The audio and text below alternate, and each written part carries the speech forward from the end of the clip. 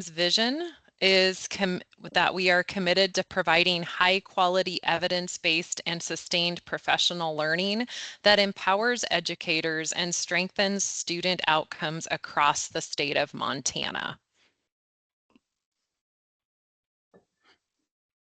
Okay, so some of you know us and some of you may not. I have talked to several educators and administrators over the summer and supported many of you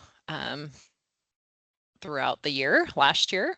But my name is Kimberly Evans, and I am, until we are told we have new titles, I am still the Early Literacy Research Analyst here at the OPI. That probably might change to early learning now that it's not just literacy, it now includes numeracy as well. My background is that I have spent a lot of time as a teacher. So started in a self-contained classroom and then worked in a different capacity for 18 years supporting a charter school with independent study high school students as well as homeschool educators.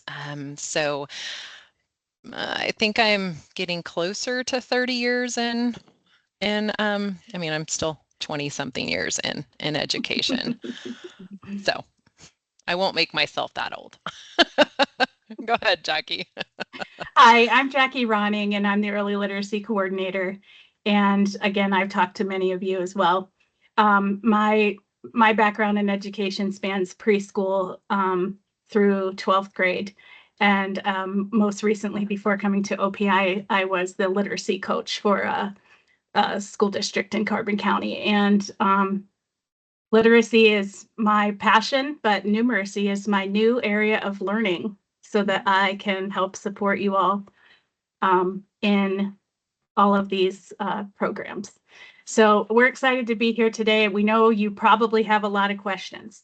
We hope to answer them, but as we go, do not hesitate to drop a question in the chat and we will manage to get it answered for you as best we can. We'll have some times throughout that we may ask you to raise your hand to participate in answering a question or giving some of your own tips. We would love it if you can have your cameras on and if you fully participate, put your questions in the chat. You feel free to comment at any time. We want to make sure that everybody gets what they need from this.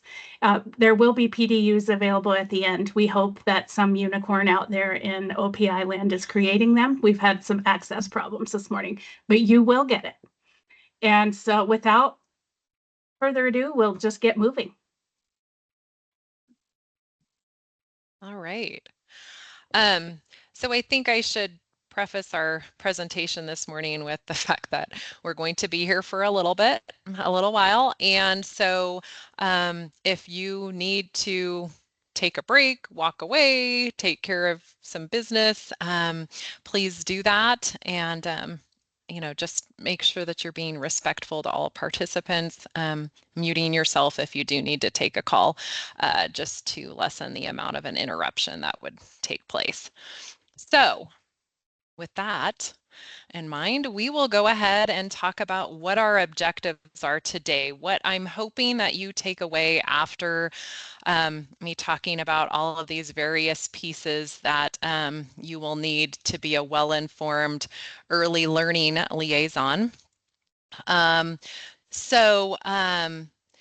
The first thing is we're going to talk about the responsibilities that you will have as the early liaison. Now, hopefully you signed yourself up or you were aware that someone else signed you up. You just weren't voluntold. So we're going to talk about that. We're also going to talk about data collections and timelines. And then you will also learn about some considerations, things to think about as you're starting up your classroom-based programs. Then we will be talking about the new enrollment process for the home-based program. It's a lot different than it was last year. And we're going to talk about the Infinite Campus responsibilities for the home-based program. So those are your takeaways for today. All right. The key word that I want you to take away from today is communication. You are the that link to from your school to the OPI, also to Waterford if you are offering the home-based program, which we will talk about later. But that is going to be your greatest responsibility is going to be communication. And so there are a few different ways that that communication might take place. You might be communicating to us about something that you need, but it also might be something where we are informing you about some different opportunities, such as professional development opportunities, a change in process. If there's something that's going to change coming up that we want you to be aware of, we will send out information to you. Data collections. So for me personally, being that I'm the data analyst here, the research analyst here for the OPI in terms of early learning, I have two data collections that I send out throughout the school year. One is actually still out there right now. Number two, data collection number two, that's collecting some information about home-based and classroom-based. And then data collection number one is where I'm collecting some information about your Jumpstart participation and how those kiddos progressed. And then also, as I just said, you are the point of contact for Waterford if you're offering home-based. And you're going to be responsible for collecting this program data throughout the school year. So I think that's real important to note. Okay, so here's a chart that is going to show you what data we're collecting when. Okay, so your home-based program, student enrollment, that is going to be taking place within Infinite Campus. That's where that information will live. And then we also have, we'll talk about eligibility records that will be housed in Infinite Campus. I will ask a few questions about that in data collection one. Jumpstart program enrollment, that will primarily live in Infinite Campus, but I will be collecting numbers in August, September when data collection number one comes out. And then the efficacy of the Jumpstart program, that really will just be in my data collection. And then as far as your classroom program, so your 4-year-old program, that will be collected in Infinite Campus and in data collection number two. So that's where I was getting more of the numbers and looking at how many students participated and how many of those students showed growth and how many continue to be eligible.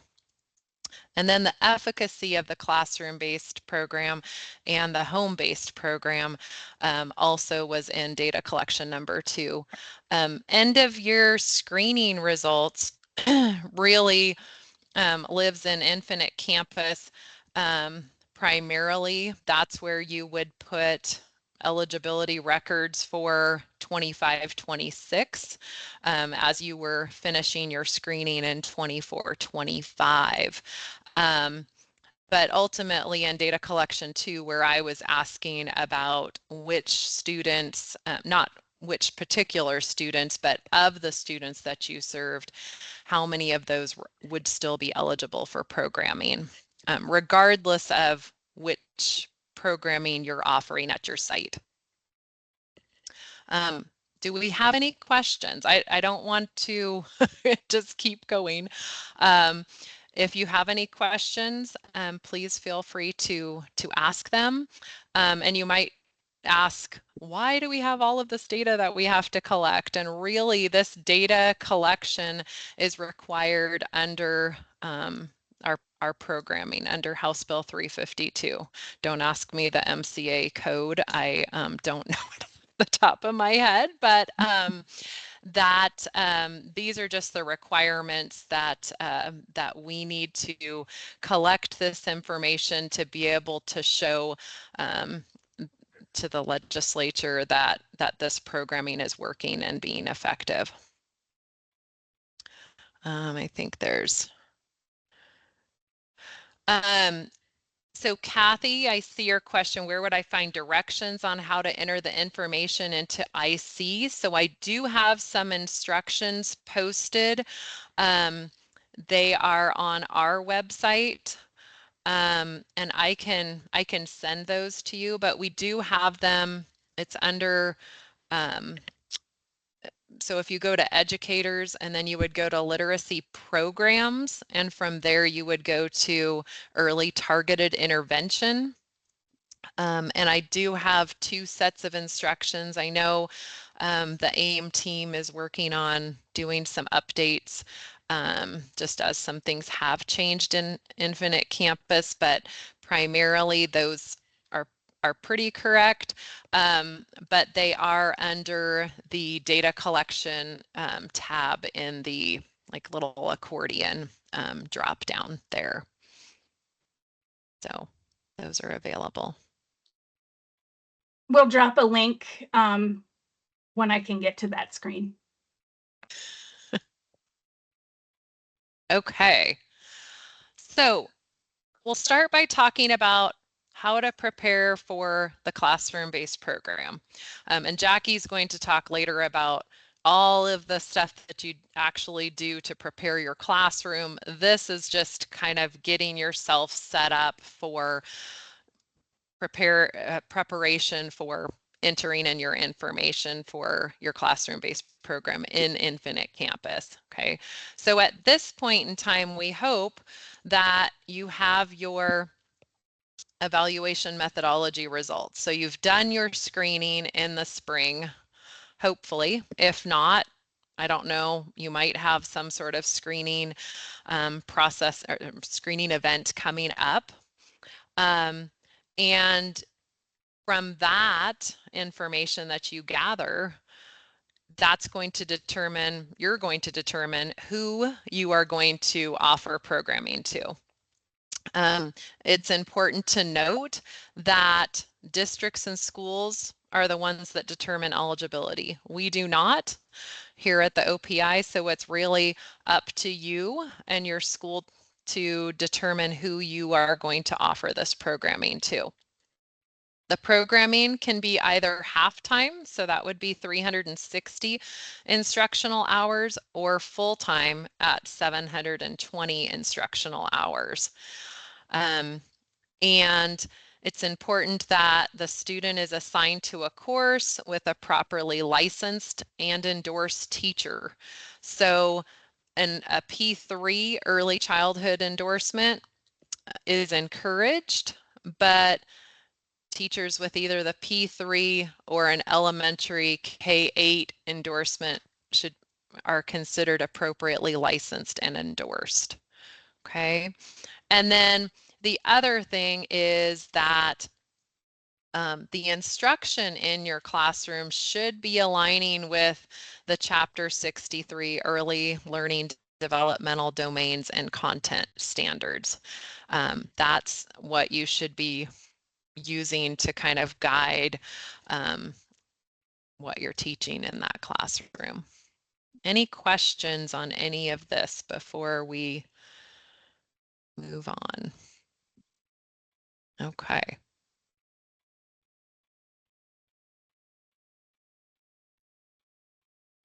All right. So here are some of your requirements for Infinite Campus as you're getting these kiddos set up in the system. So they have to have an enrollment at the school mapped to state grade pre-K. Okay, and that enrollment service type can be primary or partial. And then this next so Jessica, the MELs are separate from the Chapter 63 developmental domains. And Jackie and I are actually currently working on a revision of the MELs. So those are in revision right now. Jackie, do you want to address that? Yeah, real quick, because we're going to talk about it later. The Chapter 63 are really the academic guidance for preschool students, that is 4-year-old students in the state, and the MELs are more developmental guidance. So they're documents that work together and somewhat mirror each other. And we'll get into that here in a little bit. Okay. Um, the next little bullet that I have here is about making sure that you check the fall and or spring box for enrollment, but I want to note here that it currently is called the classroom-based scholastic literacy box. And that language will be updated soon, and it'll be called the classroom-based programming. I think the classroom-based scholastic literacy was in anticipation of House Bill 628 passing, and it did not pass. It was tabled. So, and then it's important that every single one of your pre-K students have an eligibility record for the current Mhm. school year. Okay, every one of them need to have one of those. Um, And then I just have the information down there about state reporting requirements for Title FRAM, PED, 504, and any other K-12 programs are also required for classroom-based programming. Will we receive this information to review after the meeting? Yes, we will go ahead and make sure that this is being recorded. So that will be available. We'll have it up on our site. And PDFs of the slides, as Jackie just said, will also be available. Sherry, we're going to talk about an eligibility record in just a few minutes. And hopefully we will be able to clarify what that actually is.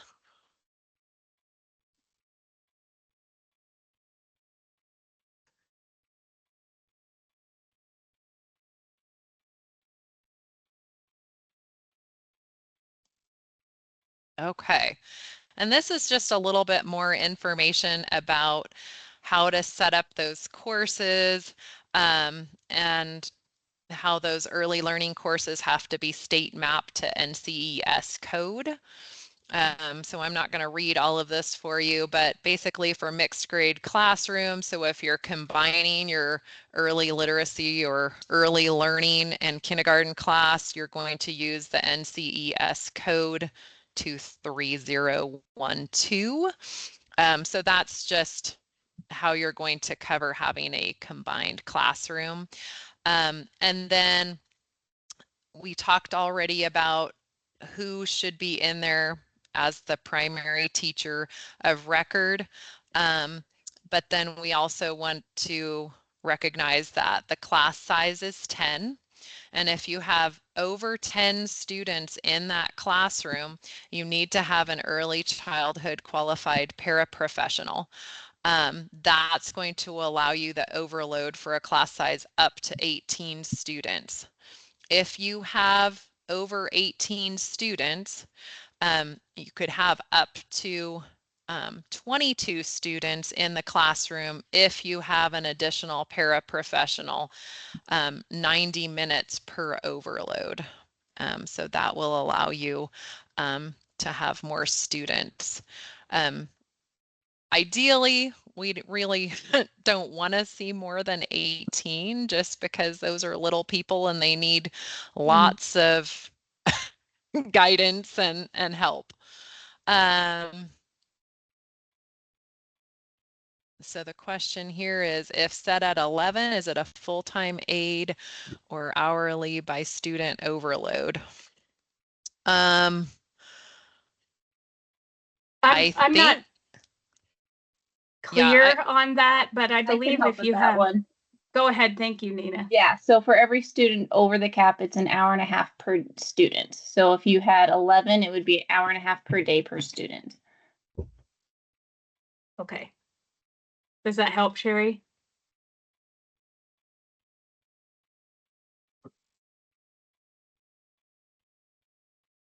Thank you, Marie. I knew the voice. Okay. All right, let's keep moving on. Okay, so we're at the point where we're going to talk about this new enrollment process for the home-based program. So as I referred to earlier, I sent out data collection number 2 back in May.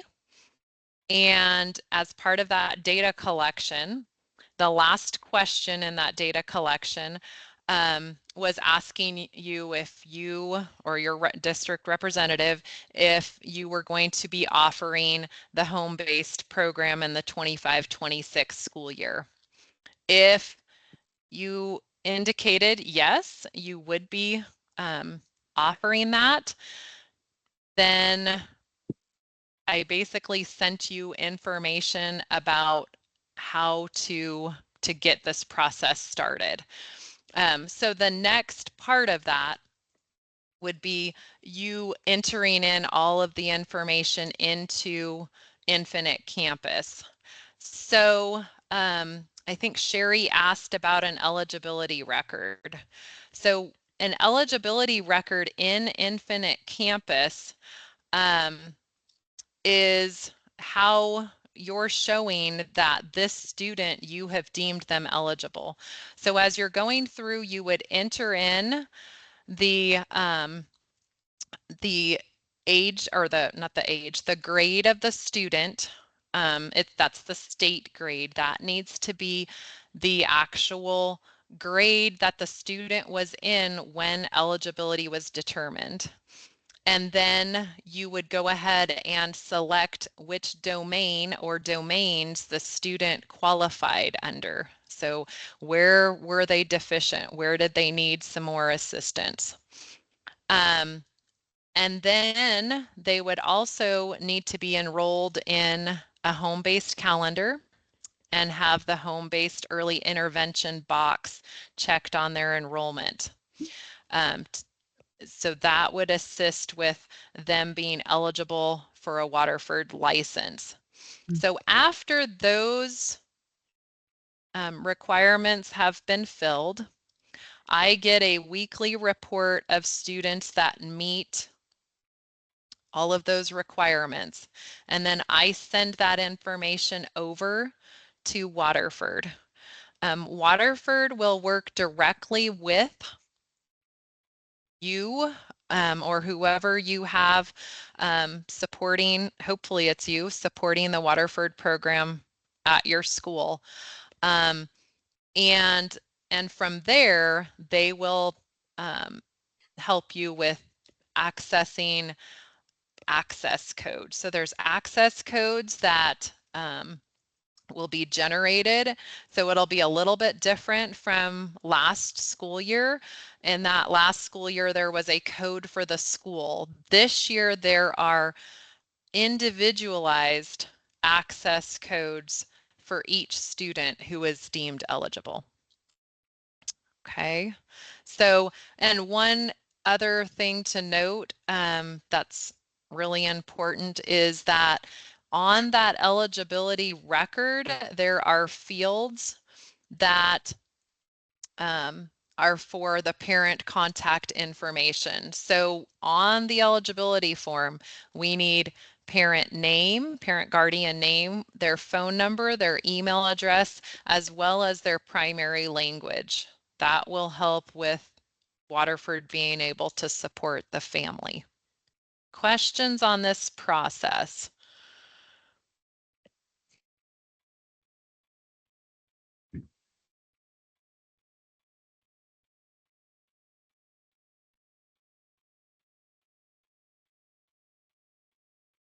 I see Becky noted that with this change, families don't have to register. This might be a good time to see if Becky needs to share anything. Go ahead and come on, Becky. Yeah, can you hear me okay? Yeah. Hi. So just wanted to point out, I know there's a few changes this year from last year. We really hope that this helps streamline that process for families, getting them more engaged and getting those kiddos on. Again, we are happy to work closely with each school district to make sure that we have that joint collaboration there. If you have any questions or we're unsure, feel free to reach out. I'll type email address in here and we can help walk through the process. We'll also be able to work with you so that you can see data directly for all the students in your districts who are using, what that looks like, how they're progressing, and those things as well. And the intention is it's pre-K through second grade students who are eligible for the home base.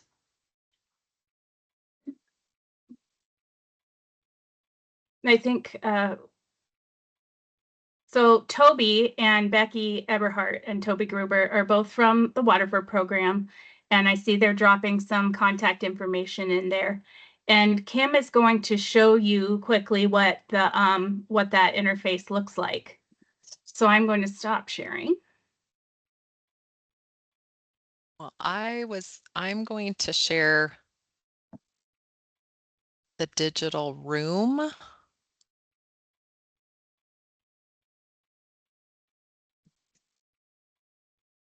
So hopefully you can see my screen. Yes. And Toby, did you want to pop off mute and just talk about some of the resources that we have in there for folks? I see she did drop it in the chat too for everybody to access. Yes, absolutely. Can everybody hear me okay? I'm gonna turn my camera on as well so you can put a name with a face. Hi, everyone. I am Toby Gruber and I am Director of Partner Success at Waterford. Some of you I may have been in contact with directly. If for the rest of you, I look forward to working with you. This digital room is yours. It has information around what to do next. So once Kimberly and team share the rosters with us, the information and the student information, the family information, my team will get them into the Waterford platform, and then I will be in contact with you to say, hey, your kids are set up. Your next step really is to share access codes. And there is a video, there are step-by-step instructions for you on how to do that. If you want to meet with me, I can show you how to do that. If you need help, I want to make this process as easy for you as possible. So at the top, or I'm sorry, if you scroll down to the educator section, Kimberly, we can just kind of maybe do a quick little overview of the this digital room. So starting at, so actually scroll down to the very, very bottom if you don't mind. So this is me, that's my contact information. So you want to schedule a meeting, you want to talk with me for 15 minutes, you can quickly schedule a meeting, you can call me, that's my direct number, text me, email me. I am here to help you be successful. And that is my direct line. So I promise there will be no like dial 1 to speak to a Waterford employee. You will get me.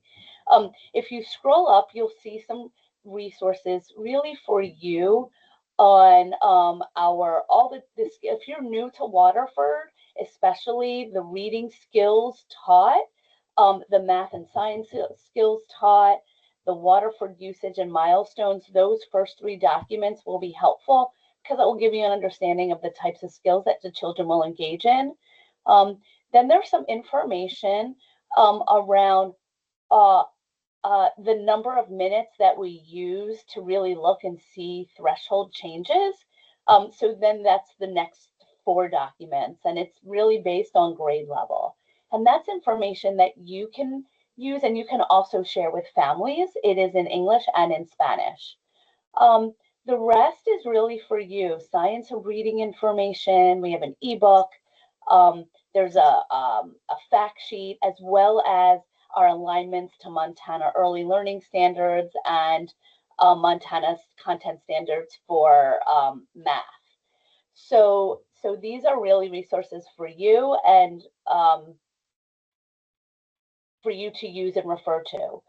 In terms of the process, if you scroll up to the educator section, so once your children are in the system,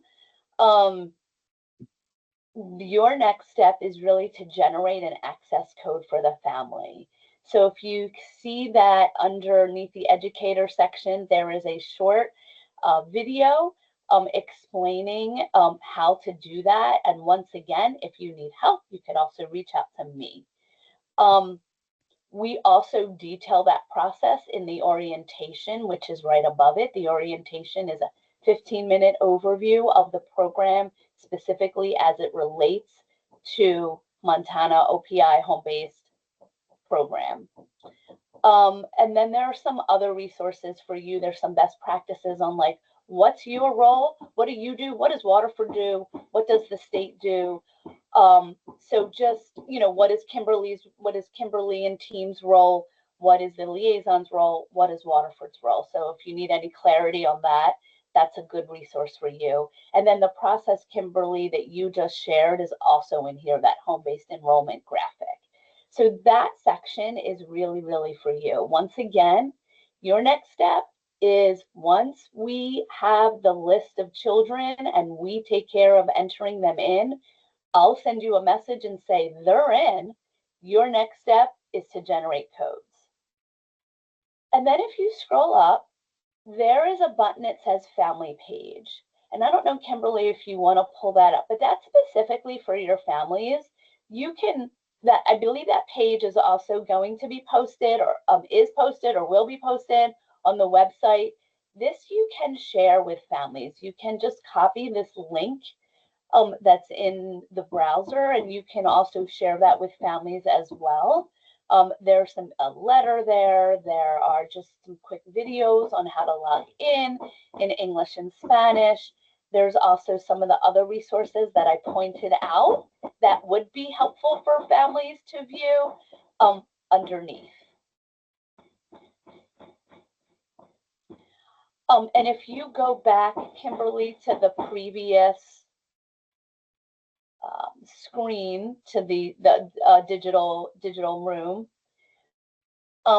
Additionally, right above that, again, are things that you can print out and you can share directly with families. Kimberly, would you mind pulling up the letter for families, the English version? So this is something that you can download and you can add your logo if you'd like. It explains what the program is. And then if you scroll down to the bottom, there is a spot for you to insert, it's in red, the child's 8-digit code. You can either insert it or you can just attach the code. Once you generate the code, it will print out in like a PDF that you can download and print out. You can email it or you can cut it and you can like print it, clip it, and attach it to this paper and send it home to families. Toby, I have had a couple of questions just kind of about the same thing, so I wanted to kind of address it today because it might be a question that others might have as well. If a student needs a device and or internet, what does that process look like? Who needs to be part of that conversation? Yep, that is a great question. So once liaisons, once you share this information with families and then they get into the program, I actually had this question too.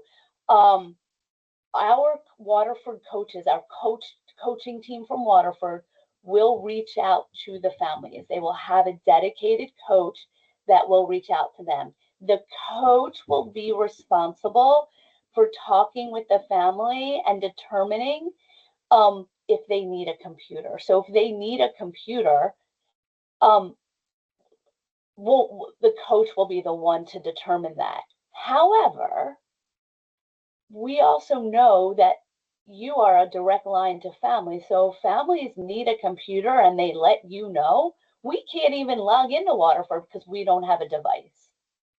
Let me know. And then that way I can also communicate back. So I don't want this to be like a only, right, that the coaches are the only ones. If you hear about it, if a family says I need a device, and you hear about it, let me know so that I can alert the coach so that they can be ready to have that conversation and get them the device.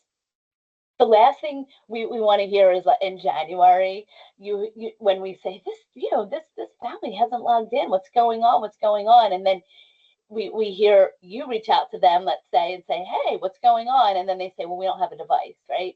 So if that's part of the process as you're communicating with them, the reason one of the reasons we changed this process is for you to send them home the information first is because we see that families respond to us better when information is sent home first through the school.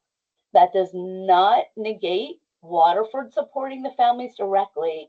It's just they're going to hear it from you first, and you encourage them to say, hey, you're going to hear from Waterford. No, when you get that phone call, answer it. Or when you get that email, don't delete it. So we rely on you because we know that families, they'll trust you. Does it have to be a computer or can it be an iPad? Oh, that's a great question. We will determine that based on what we have. It could be a computer, it could be a touch screen. It depends on what we have inventoried. So I can't answer that, but that is a good question. Thank you. I think the other thing Correct. to note is that down here at the bottom of this family letter, to make sure that you're putting your information, your name and your contact information as the liaison. I think that's going to make a huge difference in terms of, just a family feeling comfortable with who they are going to reach out to at the school if they need some support, and then that liaison can reach out to Waterford if they need something, some additional support. And I'm sorry, Twyla, I totally misread that question. Yes, it can be either or. Waterford is flexible. Thank you, Becky, for chiming in. Yeah. So if they have an iPad at home, they could use Waterford. And the one other thing too that I wanted to point out or just kind of elevate up, I know in the beginning, Jackie, you'd mentioned you guys' title possibly changing. Just so you know, like the students and families who have access to Waterford, they will have access and they use reading first. If they do their 15 minutes, that will open up math and science. And that's just an added bonus that these kiddos will have access to the math and science curriculum as well. Yeah, good call on that. They'll click a button when they log in, they'll click a button and it will take them right into reading first. And that's what we want to encourage them to complete first. Anna, I would recommend going ahead and just enrolling them in this, a particular student, if they are eligible, enrolling them in the program. And, if you find that the student isn't using the program, then that's some data that we need to address, and maybe it might be something that Waterford could help support with the family coach and kind of find out what the barrier is for the student, why they're not able to access the program, and see what the barrier might be. Does that answer your question? Okay. Yeah. Any other questions?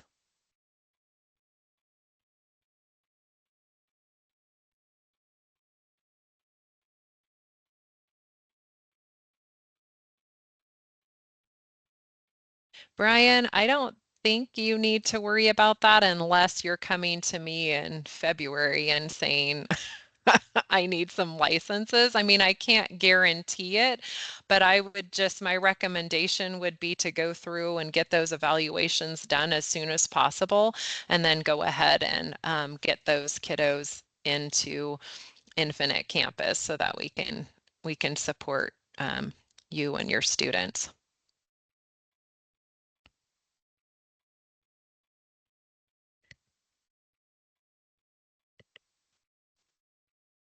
Any other questions? And just kind of to piggyback off of that, I think too, like if say you need X amount of licenses and want to let us know ahead of time, we can kind of, unofficially track what we're hearing from folks until those things officially come in, and then we can see like, hey, here where we're at, or can kind of help communicate back and forth with the licenses piece as well. Okay. Any other questions? Okay.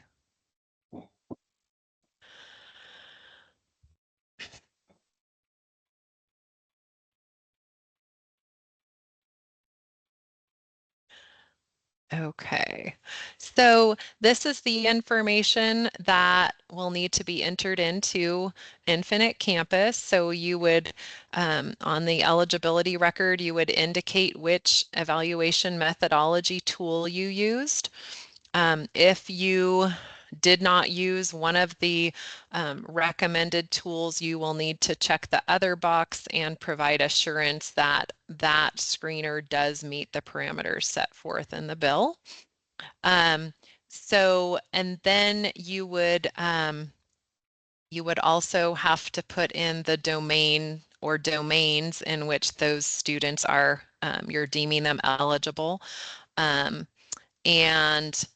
And then making sure that your eligibility record is matching the state, so that when you're putting the state grade in, it needs to be the grade in which the student was in when eligibility was determined. Meaning, if you have a kindergarten student that you screened in the spring and you are deeming them eligible, but they're going on to first grade, that eligibility record should show kindergarten, because that's when eligibility was determined.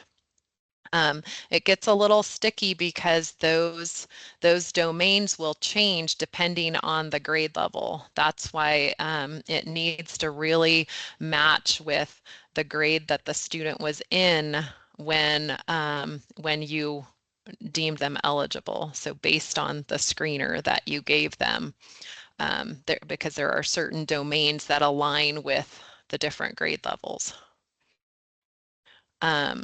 So we have to have the eligibility record, and then, as I talked about briefly earlier, the name, email address, phone number, and primary language needs to be entered in on that eligibility record. And a separate calendar has to be created for the home-based early intervention program. So those are all requirements of getting your kiddo enrolled in this program. I think there are people available to help you with this when you come to it and you're stuck or things just won't go in right. Call Kim, call Shara, call Nicole. There are people here that can walk you through it. Right. And we're not waiting for you to not get it done and punish you in some way. We're here to help you get it done.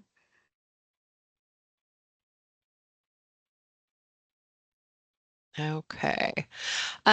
So each student that is enrolled in the home-based program, um, after they're put into the home-based calendar, enrolled in that calendar, they have to have a pre-K through 2 grade level and an S partial service type. The start status has to be 09 transfer from homeschool within the state for all home-based enrollments, even if the student attends public school. So they're all entered in the same way. You would check the box for home-based early intervention. And then it is worthy to note that all of the funding for this program goes straight from the OPI to Waterford, so there's no A and B funding that is tied to this programming.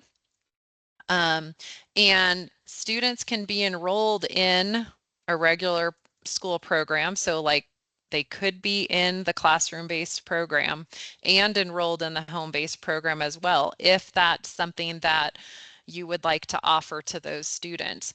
But an enrollment is required in both an instructional calendar and a home-based early intervention calendar. So those two enrollments need to take place and be an Infinite Campus. Any questions on any of this?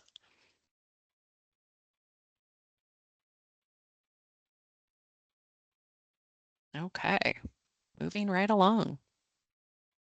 Okay, and as we have alluded to, this is just, I just dropped this in here wanting you to be aware of some recent legislation that was signed by the governor. So House Bill 338 was signed, and these are the changes that will be taking place within our programming. So it renames it to early targeted interventions to address the numeracy. It allows numeracy as a predictor.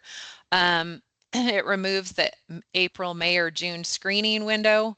So you could, screen students and deem them eligible. Even if they're coming into school and it's the first time you're seeing them, you're screening them and you could deem them eligible at that point in time. There is an advisory council that it has been meeting already to work on things like guidance and coming up with a list of evaluation methodology tools for numeracy, just as they did previously for literacy. Okay. Marie, do you have any update or anything to share on that specific thing? Oh, thank you. She I just did drop dropped the link link. in for the page. And yep, we just met last week and we're narrowing down the different areas, like how you have it on early literacy with phonemic awareness, phonics, etc. We're looking at one-to-one correspondence, number identification, those pieces. And then there are a lot less out there in terms of early numeracy screener at the pre-K level. So we're doing our research right now and seeing what works out best. But note, we had no methodology for the 25-26 school year to qualify students as of this point. So everyone right now should be qualified under early literacy. And then once those are established, you'll be able to start checking that within the eligibility report.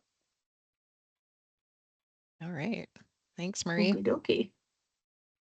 Any questions? Anyone have questions, need clarification on anything?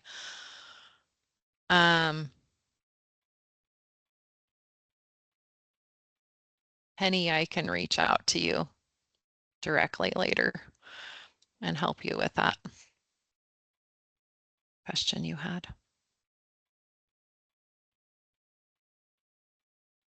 Oh, is there a question? Oh, okay. At this point, we'll take here in a sec. Oh, here, Jamie has a question. When are the predictors? Do they have to qualify in both? They won't have to qualify in both. No. One or the other. And only one part, remember, there's 3 main areas that the literacy screener looks at, and a child would only have to qualify in one of those, not all. Correct.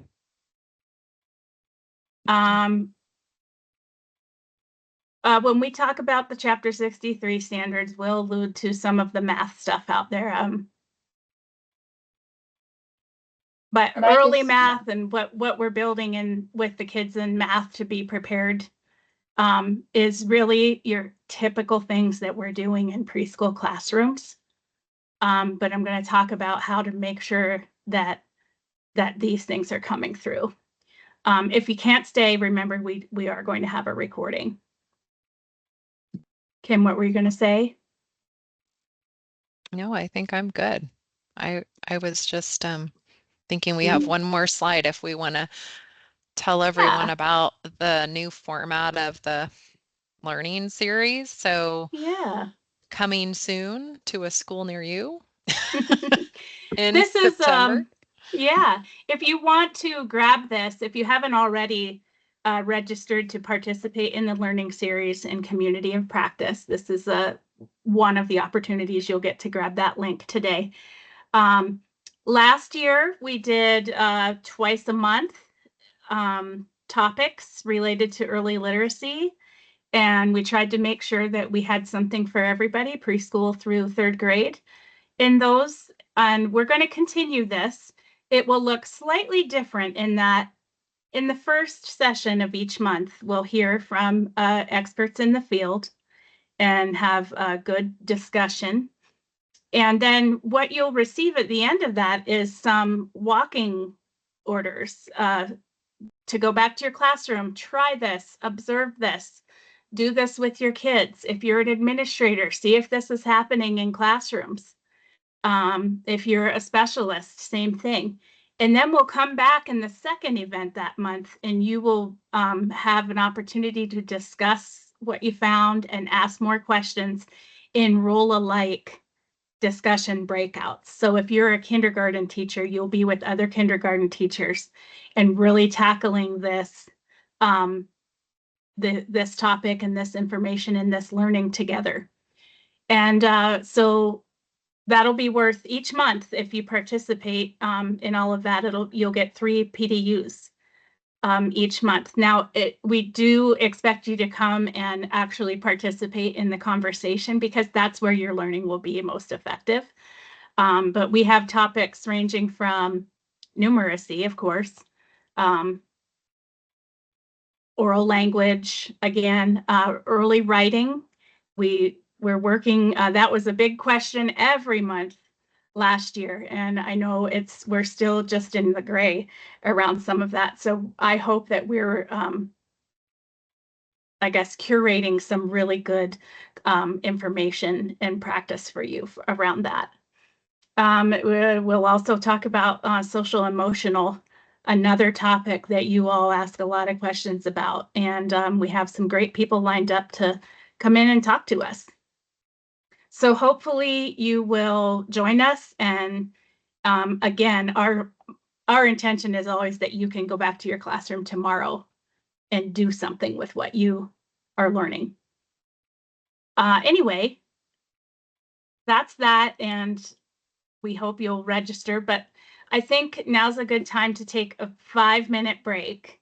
We'll come back at 10:02. Don't log off, just turn off your camera and mic, and we'll come back at 10:02. Go ahead and refill your coffee, use the restroom, whatever you need.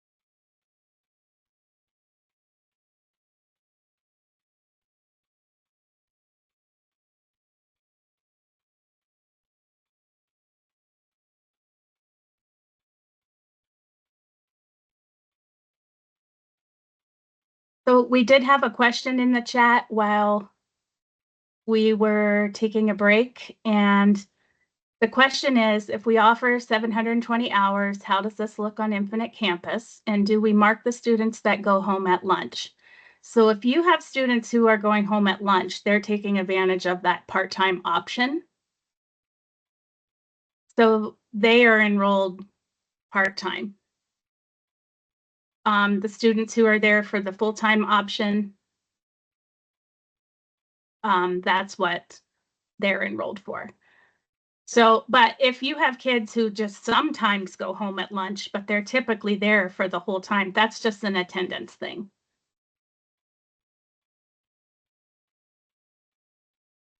Was that clear enough? I'm not sure. Ask more questions.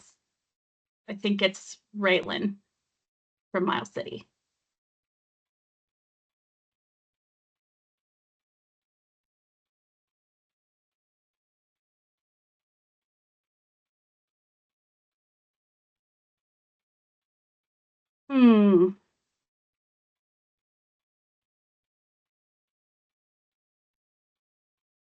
Kim? I can reach out to the AIM unit and find out about that and get back to you. Because I would think that they would need to be enrolled. I mean, one would be full-time, but then if they're switching and changing to part-time, then they would need a part-time enrollment is what I'm thinking, but let me reach out to them just to verify and then I'll get back to you. Yeah, make a note of that and we'll get on that. That's a tough one. So hopefully you all got to grab that Google document and print it if you had a chance. If not, we're going to just kind of follow that closely. And can you just drop in the chat if you are new, like, you know, this is your first year doing early literacy classroom, or you've done it for maybe 2 years or so. I'd like to get a sense of how many are actually very new at this, because I don't want to, I guess, waste time with people who don't need as much information as I have compiled here. Hooray, Jenny. You're a 4-year-old lifer.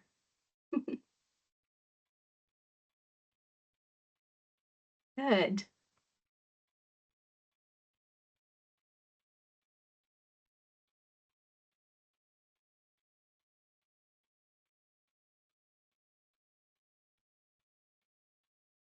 So we have a good mix.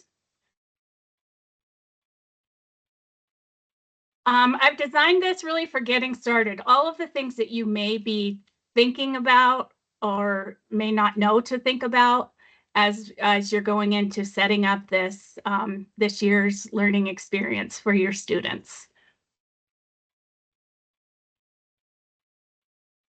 The first thing is, and I think every teacher knows this, especially if you're moving into a new school or a new classroom, is see what you have to work with, right? What is in your classroom? What is available to you? What do you need still? How might you be able to get it?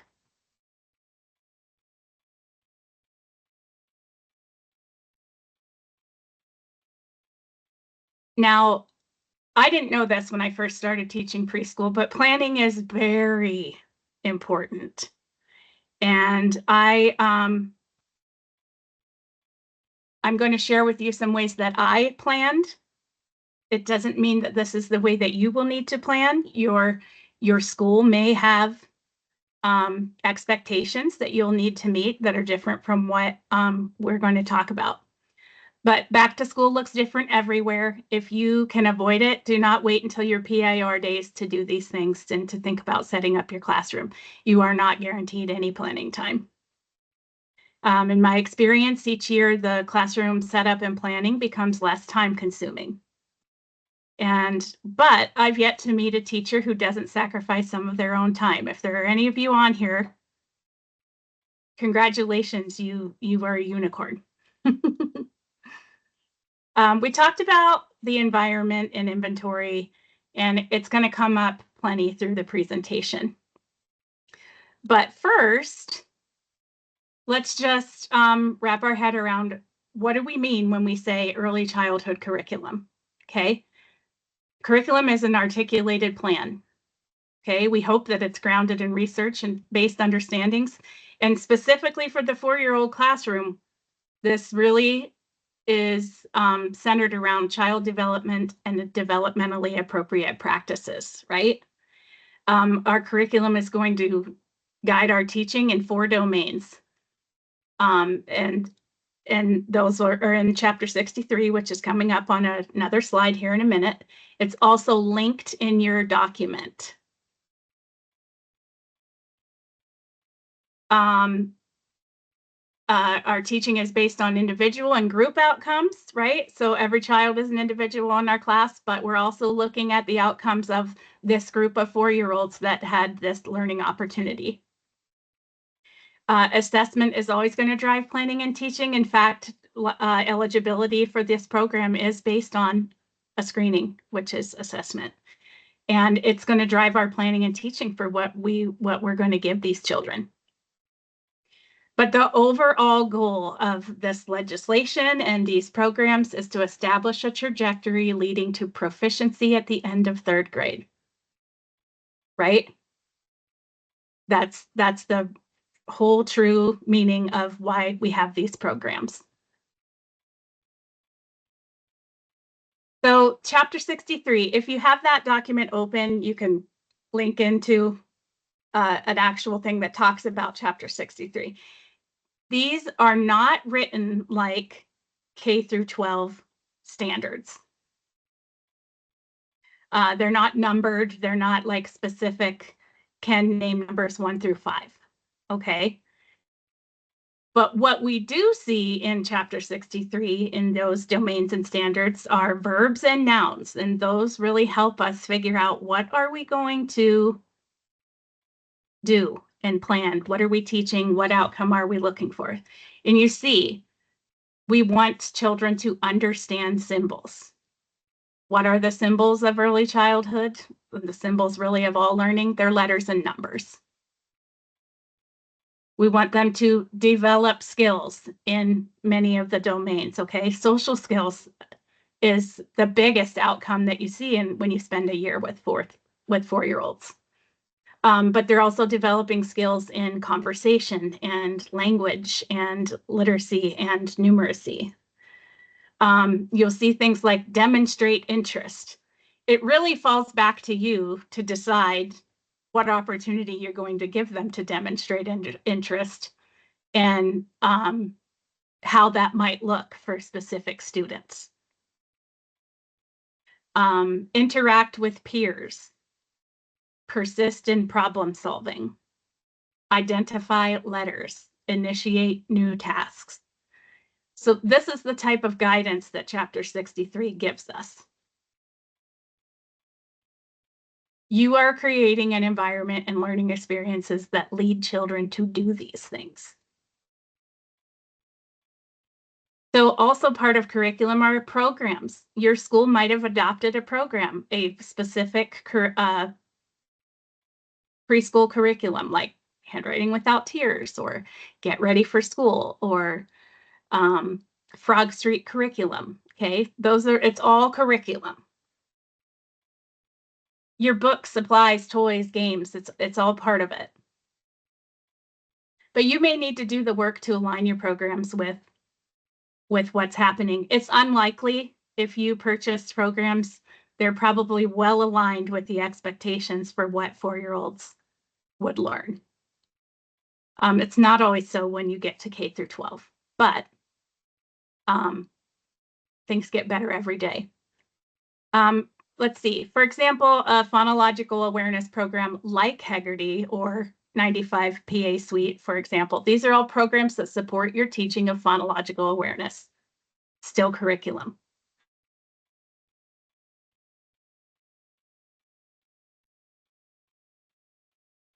Your assessments and screeners and checklists and all of those things that you're using, that's all part of your curriculum.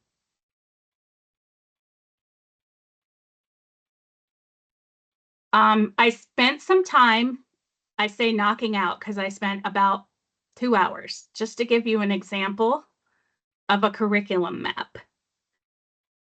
It's linked in your document, but I have some pictures of it here. But mapping for the year brings all of your programs and resources together and aligns them with your school calendar and master schedule. Your school calendar and master schedule are the only real fences around what's going to happen in your classroom this year with your children. Let's see. The reality is you need to be proactive, planning ahead as much as you can. That's just good offense. And don't leave too much thinking to do for Friday afternoons and Sunday evenings. Even worse would be last minute on Monday morning. Especially with 4-year-olds, if you're not prepared, they will be managing you. And you want to avoid that. But also reality is we sometimes have to punt, but that just can't be our go-to strategy. I've worked with too many people who use sports analogies not to have picked some of them up on my own. So I don't even really know what punting means. I know what it looks like if I'm watching a football game, but there you have it. I reached somebody with that comment. So this is a snapshot of a curriculum map that I made. It has a row for every week of school, has a row for every month because you can put notes in there. This is a humongous document if you were to print it out, right? This is just one of the ways you can do this. You can also just grab a planner and put lots of notes in pencil and sticky notes. Whatever works for you and whatever is required of you. But the reason why I did it like this was so that I could always be planning ahead of where we were going next, making sure I'm checking if they are ready to move there. Let's see. I planned out my themes. The way I have this set up is the theme is really where the science and social studies things come in. But I did a phonemic awareness or phonological awareness curriculum, and I mapped out exactly what we were doing in that curriculum every day. And this looks like it's a huge chunk of a curriculum map, but it's literally 5 to 15 minutes daily. But it's really important that you aren't missing anything. Again, what alphabet letters I'm covering which day and which week. This example shows you the scope and sequence of bridges in mathematics. I'm not necessarily recommending that, but I just pulled it right out of that curriculum and sorted it out for you.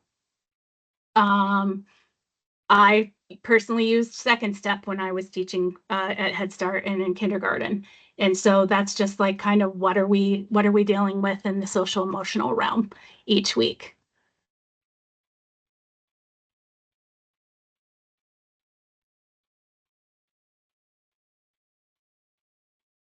We do have, Beth, a Google folder that I will, it's open access, but I'll make sure I link it here when we're done today. We try to stuff everything in there. I do try to keep it organized. But another thing that we've been working on is a Google site, so a website that has all of these resources in there. I think we could put a folder in there for people to add. That would be perfectly fine. A community of practice does that, right? So let's see, I already kind of talked about that.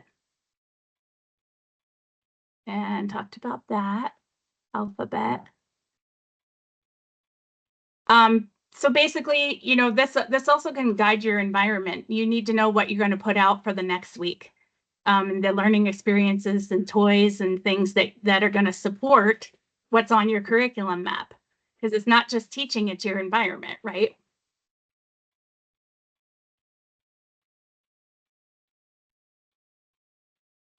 Let's see.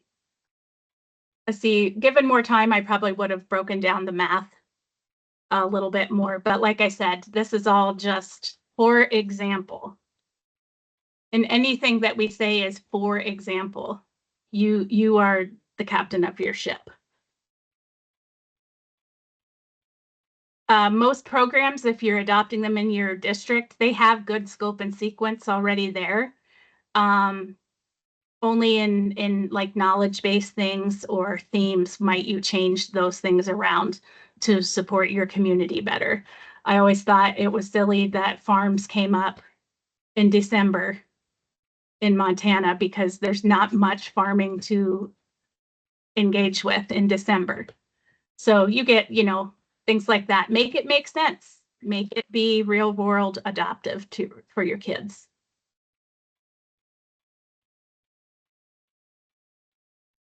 This, hopefully you can see it, is an example of a kindergarten year-long context map or curriculum map. And you can see that we have very specific standards that we can notate here. But this is from ACE Curriculum Consortium. And it basically, you see that's broken into quarters for the year. And this is the main thing that you're working on in writing for quarter 1 or quarter 4. And then underneath it, supporting or standards that are prerequisite or that support that main area. That's another way this can look. Much smaller, 1 page, just the standard. And so this little guy reminds me that I need to give you an opportunity to ask questions and further your understanding. So you can type in the chat or just come off mute if you want to comment on what we've talked about so far.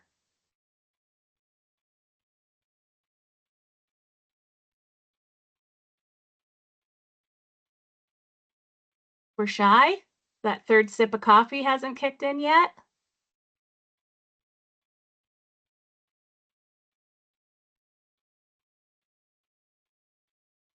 Since Jackie, none of we do Go have a ahead. question in the chat. It says, does EK have standards in Montana? So those would be the Chapter 63 developmental domains and content standards, as well as as Jackie was saying, those are going to be more academic versus the MELS, which are the Montana Early Learning Standards, are going to be on more of a developmental spectrum.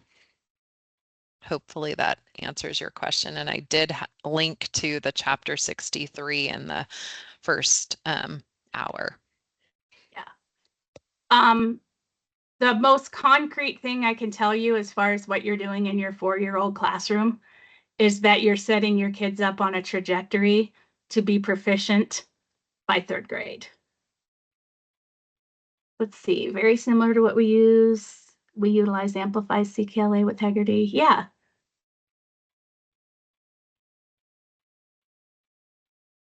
You like, none of you are going to send a child on to kindergarten that can't recognize his name in print, right? They're probably going to learn their colors and shapes and things like that. Like, those are some overall arching, this kid has to leave my class with this, right? But a lot of it is up to you.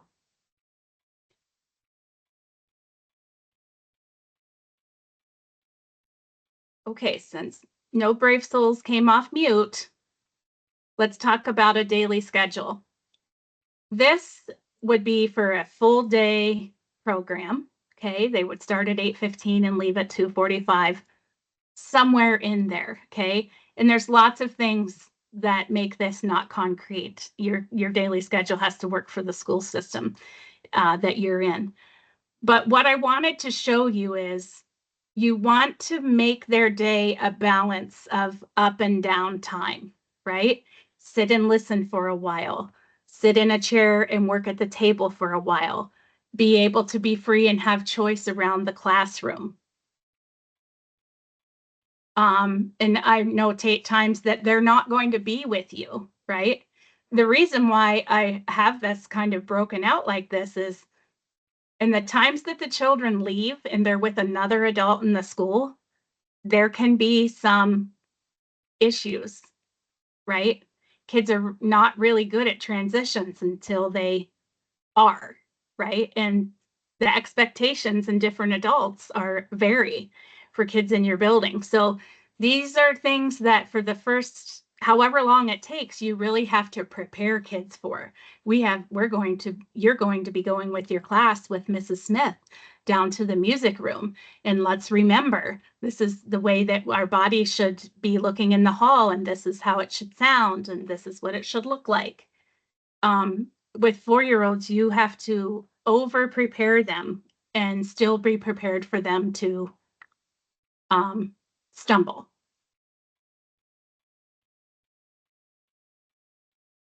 I have, let's see, another example of a daily schedule that is more like a half a day. These are all of those things. You just don't get as many opportunities to revisit them in a day.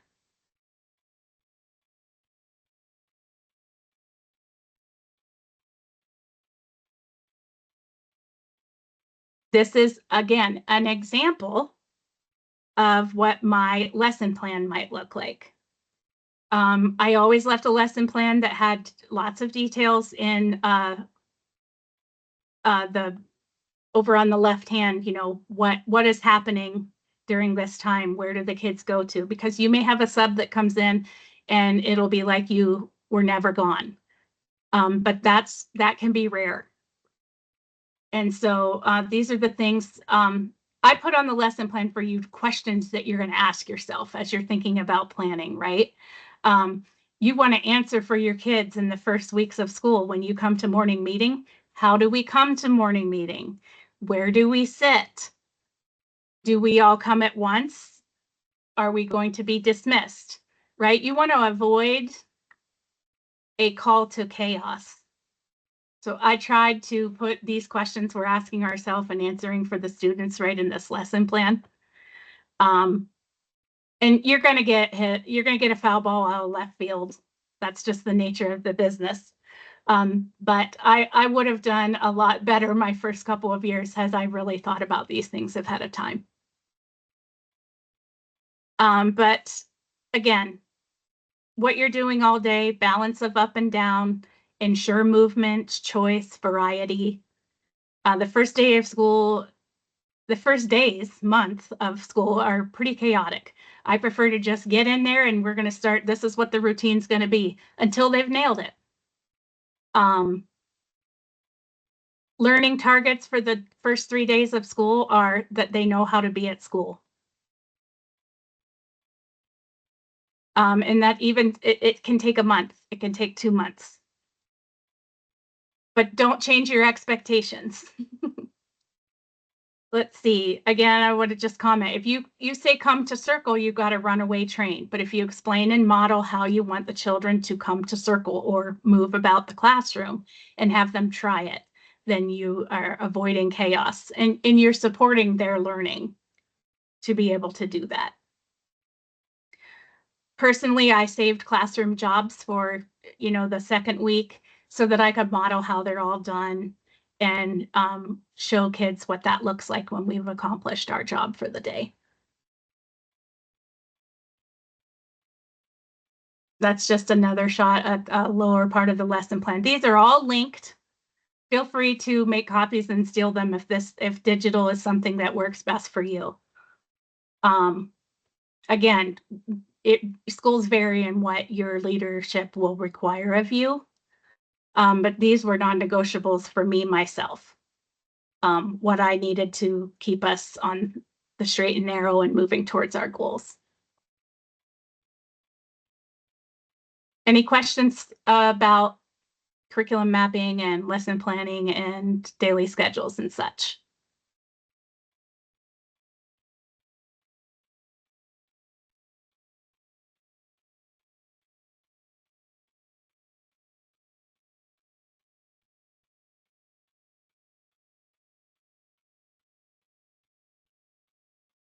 Just gonna throw out there, having done this a very, very long time, and my first 15 or so years, I did it with a team.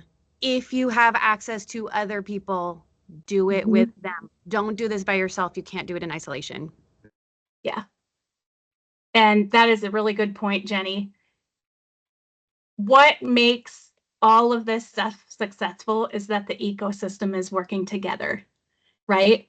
If your whole elementary school uses Haggerty, for example, work together on what that looks like when it's implemented at your grade level. Yes, we'll have direct access to the Chapter 63. Again, that's linked somewhere in that Google document, but Kim can drop it in too.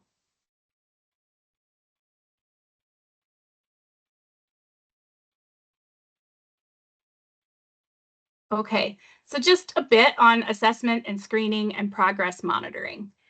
We're doing this. We're doing this unofficially from the minute we get our class list to the minute that we meet children.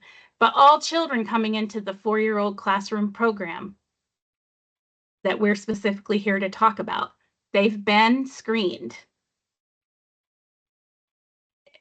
And that's how they're eligible, right? Not because they were screened, but for what you found from the screening. For example, in May, children who would be 4 by September 10th were screened to determine eligibility. Those whose scores were below the benchmark or cut point that your district chose are admitted to the program. You may have children who are not eligible in this classroom. You're not receiving A and B funding for those children.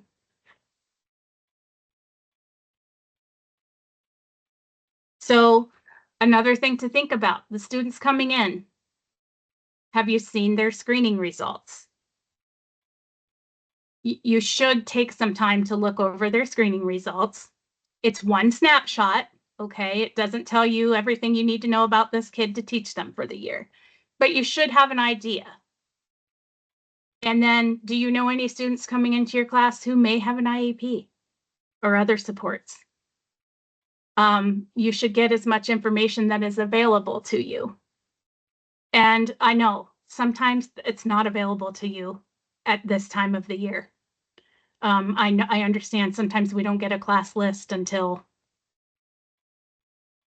somebody decides to share it. Let's put it that way. But if it's available, take a moment to look it over.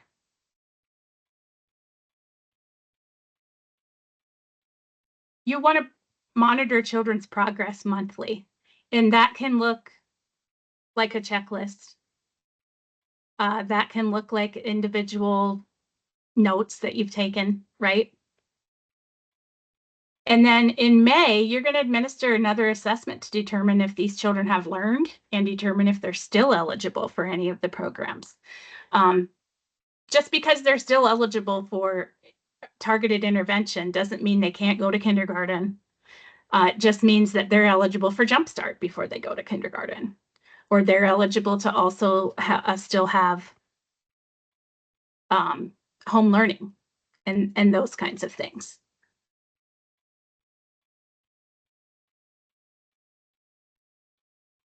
And then this is just another example of what the year might look like as far as assessment. So your initial assessment, for example, was the Peli. You might be admitting kids to the program that were in any of these ranges, right? One shows intensive, one shows strategic. That, again, it's up to what your district determined. But by October, you're going to give some kind of a checklist or an oral language screener or a phonological awareness screener to see if they're picking up what they need by being in your program. You're going to also do that in November and December. In January, you may choose to give the Peli again. It's all about monitoring their progress. So each month you want to do something. It doesn't have to be big and official. Again, it can just be a checklist or a small phonological awareness checklist only, right? Something that tells you that what's happening for that child is working for their trajectory. And then it's, again, you see in May where you would want them to be. Any questions on screening and assessment so far?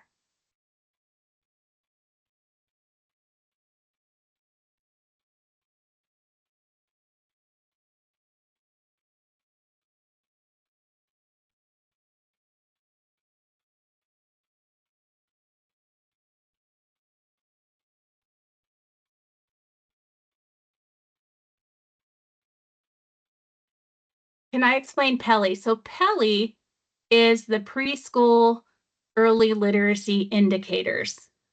It is one of the approved screeners that you could use to determine eligibility for the children. It is it's sold by Acadience, which is also Dibbles, and Dibbles is the same company that developed the PELI. And it looks at oral language, alphabet knowledge, and phonological awareness.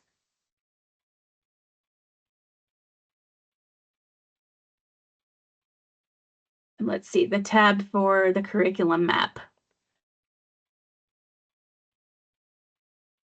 I'll make sure you get it. Oh, there you go. Page 2 under the planning section.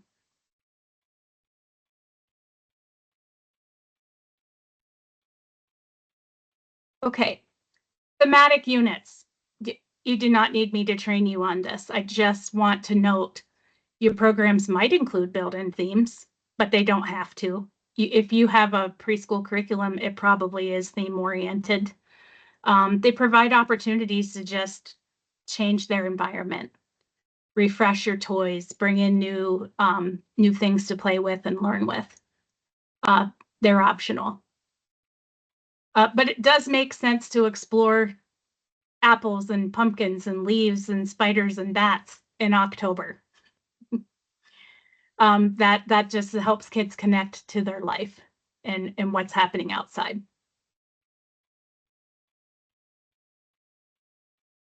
Your environment. So your environment must support child development.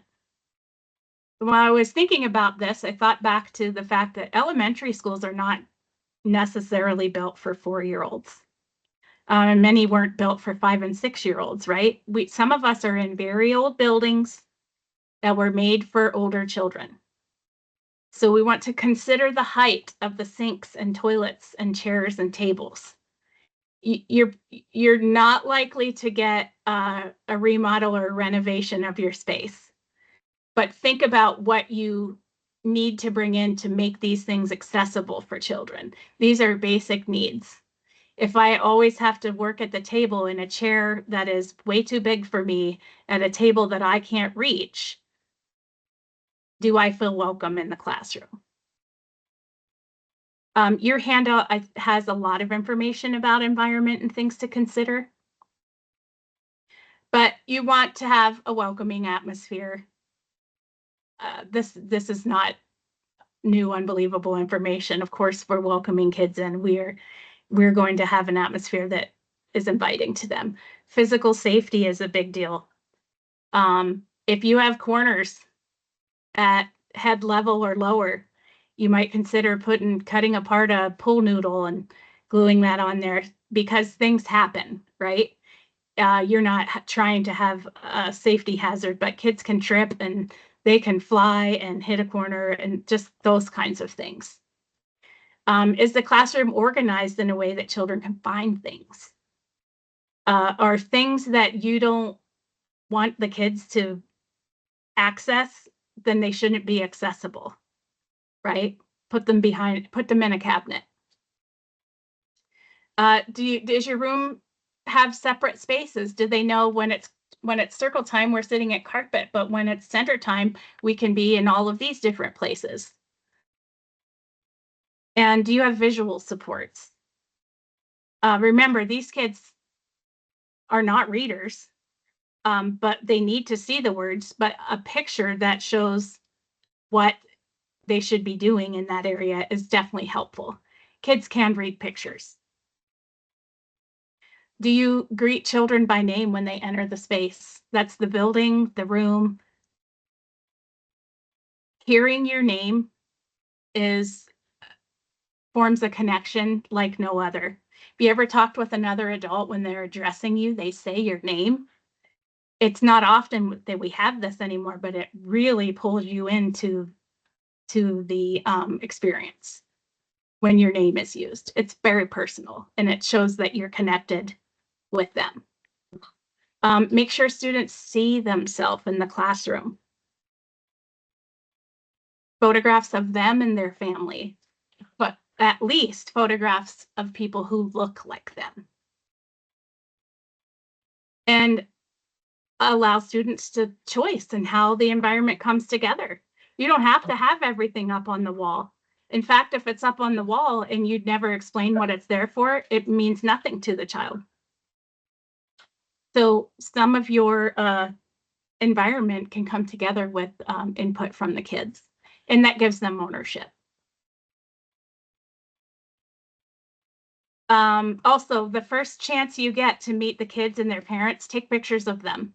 I used to ask for family pictures in an email, and then if I didn't get them, then at open house or whenever I could, I would get a family picture of the students.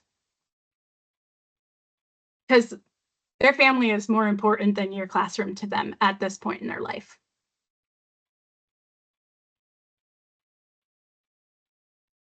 Communicating with families. You want to check your district policies, first of all. But ask families how they would prefer to be communicated with, right? Most people text, but not everybody does. Most people will read an email, but not everybody does. So there are text apps out there that if you don't know about, they'll allow you to communicate with families via text without sharing personal phone numbers, either yours or theirs. But if you're going to use one of them, plan to show parents how to use it. Plan to show them how to get it set up.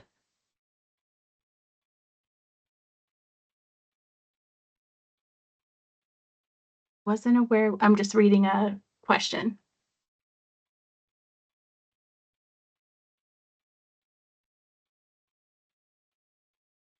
Stacy, you can adjust your determinations at any time. So it sounds like you might have used the Pelley composite score. And if that left some kids out. Yes, that's what we did. Yeah. So if you did it that way and that left some kids out that might actually be eligible because they did score low in one area, Right. you still have time. You can fix that for this coming year if you need, if Okay. you have kids. Yeah. Okay, thank you. Yeah. Yeah, Seesaw is another great app, and you can put pictures of kids' work. You can put pictures of kids in there that only them and their family will see. So those are just some options out there, right? Class Dojo. But whatever you're going to use, if you expect parents to receive that communication, you need to make sure that that is going to work for them, that they can access it, and that you show them how to use it. I've gotten burned enough times to tell you that that is important. Just an example of a back to school newsletter. I did a monthly.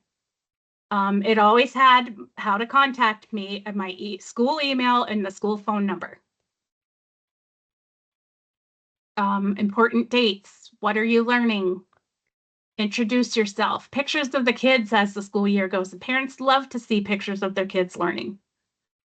If you're including pictures of other kids in the classroom, make sure that you have permissions and things like that before you share any pictures. And again, your school policy is the guide. Questions about that? We kind of just slipped right through those quickly.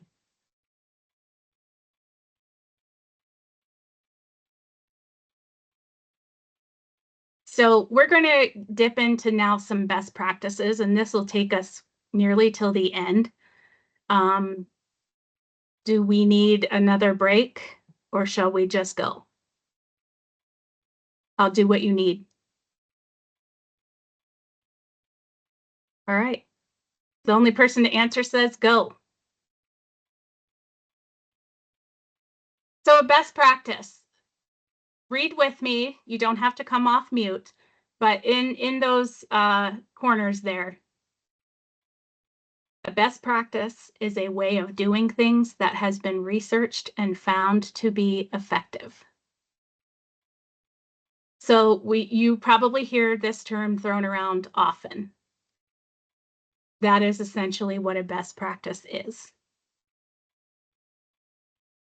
For the 4-year-old classroom, everything is happening through play, exploration, and movement. That is a developmentally best practice for 4-year-old children.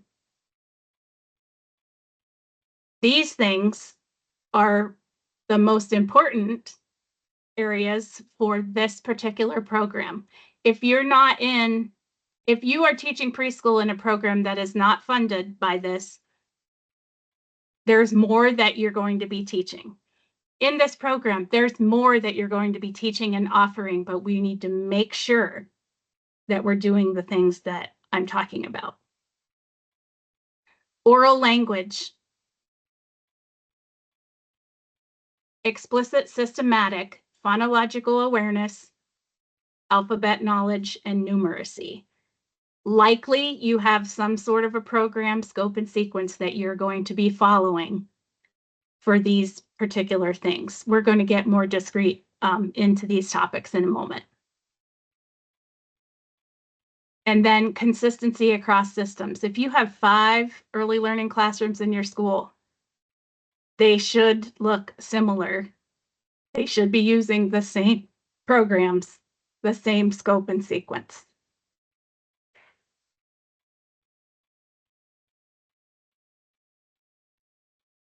So I'm going to talk about just a few key points.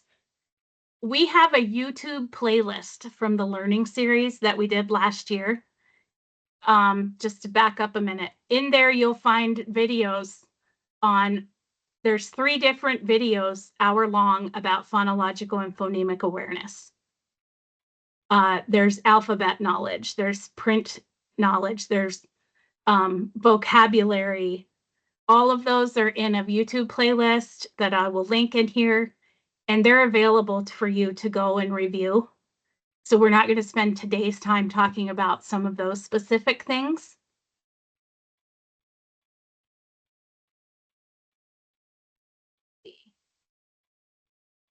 But we are going to talk about these actual best practices. Expanding language.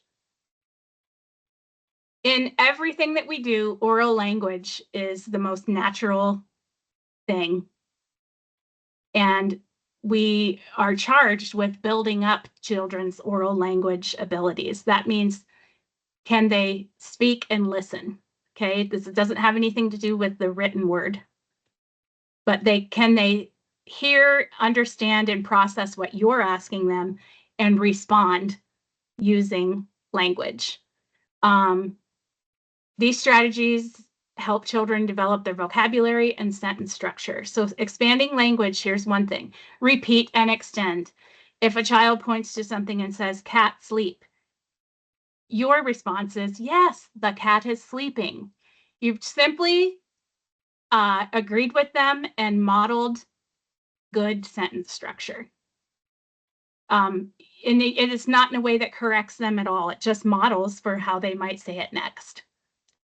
If a child says that cat is sleeping, you can expand their language by saying, "Yes, that big orange cat must be tired." The way that we speak to kids can have a real profound impact on their outcomes. Modeling when you're expanding language. You want to expose children to more complex language. This happens in read alouds, but it should happen in the way that we communicate with each other throughout the school.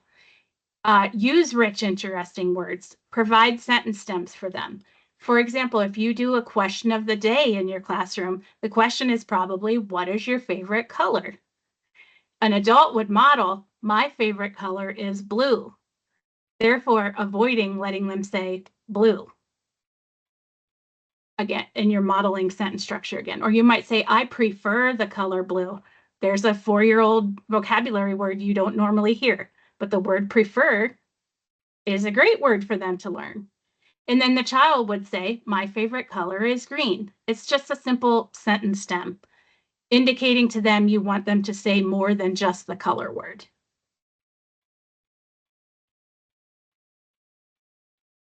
Open-ended questions. Avoid questions with a yes or no. Are you feeling good today? They could say yes, and they might only still say yes. But do you want a cookie? You might say, what kind of cookie would you like?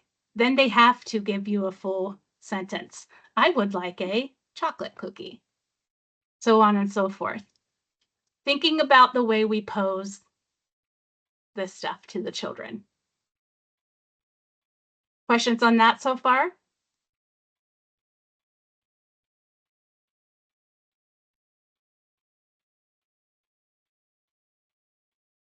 I should note, if you are using question of the day, which is great for so many different things for kids, a lot of times you can buy sets or it's set up where the kid just picks what their answer is and sticks it in a pocket chart, right? Give time for them to express that answer either to you or to their neighbor, right?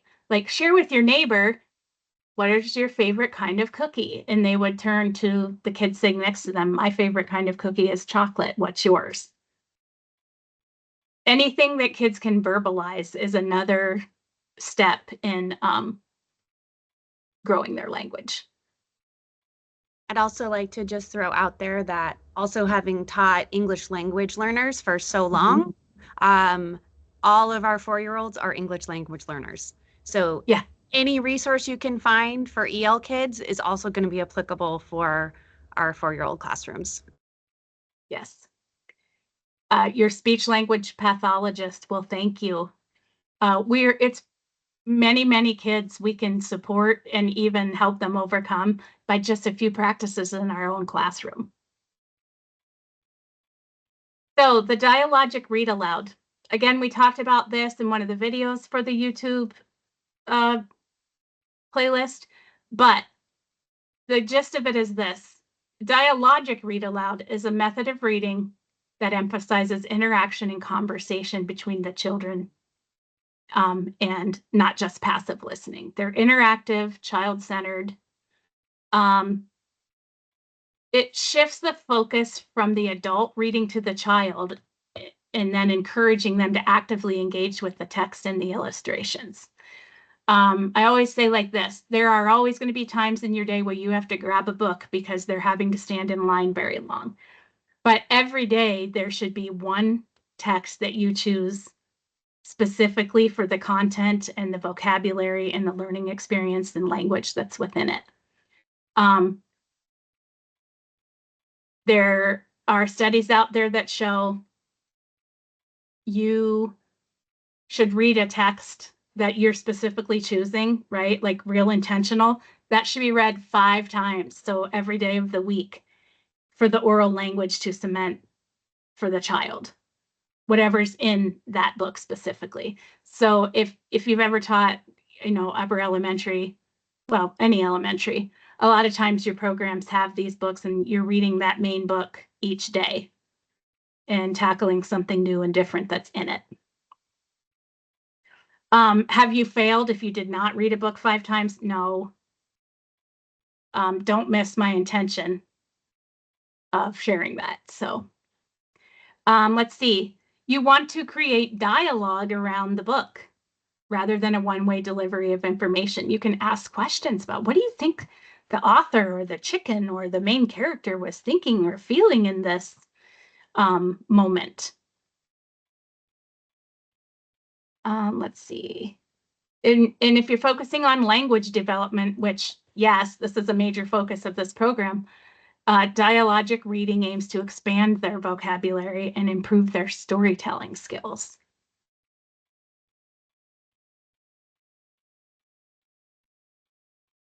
Okay, so moving on, we're going to just take a minute to ground ourselves in some essential knowledge. This slide is different because it's pulled out of my presentation on sound walls, which is also on the YouTube playlist.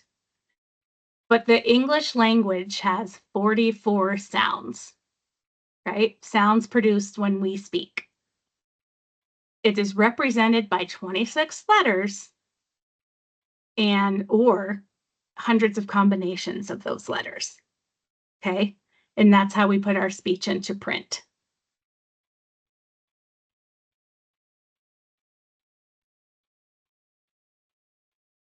So sound walls and articulation training is another best practice for instruction that you can start to incorporate even at the preschool level. I've listed out the benefits, but I've starred what's a true benefit for the 4-year-old classroom. Again, given the knowledge we just talked about, 44 sounds, infinite ways to spell them, the sound walls and the articulation training can develop that natural connection between speech and print for the children. But again, it enhances phonemic awareness, inclusivity, accessibility, and provides a meaningful context. This is, it's some relatively new thinking. What you might be familiar with is a word wall, and word walls look like this. Now, again, probably not a word wall in a 4-year-old classroom, and we're going to move into what is it really going to look like in a 4-year-old classroom. But you have probably all seen a word wall in your life. You've probably used them. You might have learned with them, so on and so forth. The biggest difference is, look at all of the words under A. Do they all say like apple? They do not. Some of them have a schwa, some of them are a long A. And that is confusing when you're just starting to map all of these sounds and symbols to use them to become literate, okay? So sound walls support the speech sound and then the print sound. It really doesn't have anything to do with the letter, how you spell it. It's about the sound that you hear in the beginning of the word. So we use different terms, and the overarching science of reading can get really confusing, but structured literacy is really what we're talking about when we say follow the science of reading. Structured literacy starts with spoken language and moves to written language. And I'm going to show you, hopefully, how we want to focus on phonemes and articulation. So we want to hear sounds and words. An articulatory gesture is the way your mouth moves to produce a sound, right? And those sounds are the same in English. And important to note, mouth positions are tangible. They can be felt. So we're going to support children's learning with some articulation training and pictures. This is what a well-organized sound wall would look like in kindergarten, first, second, third grade. This overall would be probably too much in a 4-year-old classroom. But there are elements of this that are still important to bring in.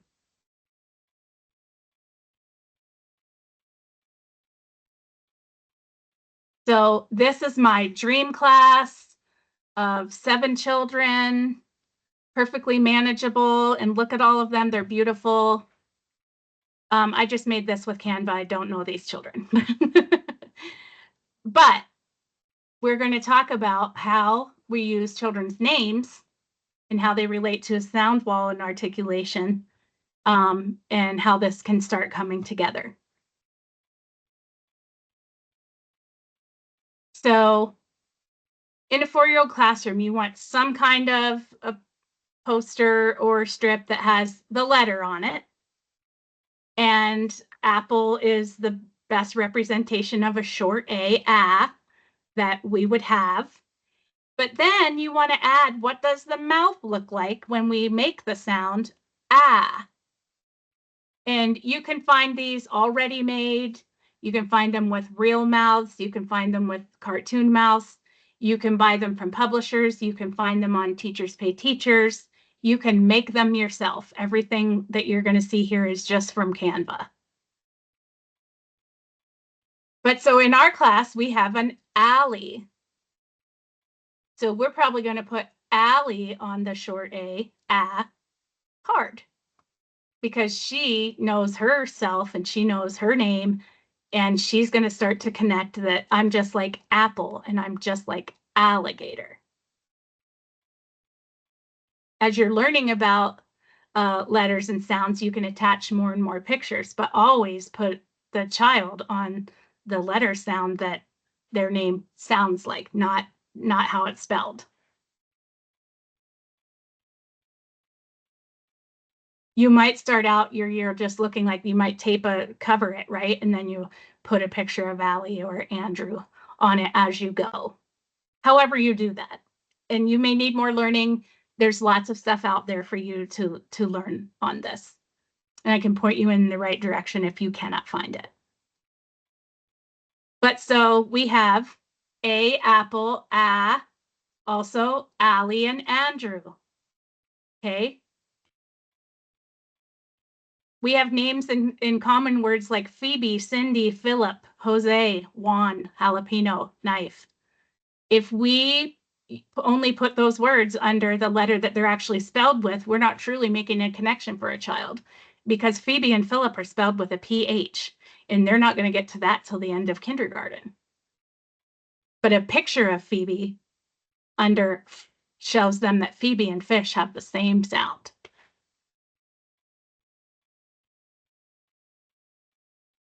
Aiden is a whole different alphabet card in a system like this. Aiden sounds like apron.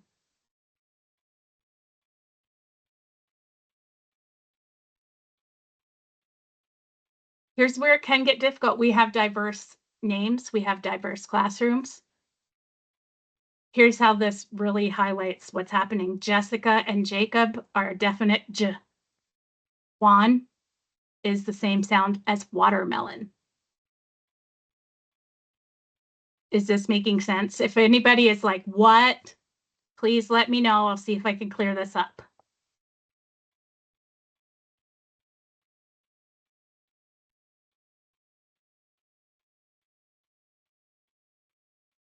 It's okay, Susan. All right. Oh, that was my question clarification. This is for many of us, especially, you know, from our teacher training or what we might have done in other grade levels we've taught.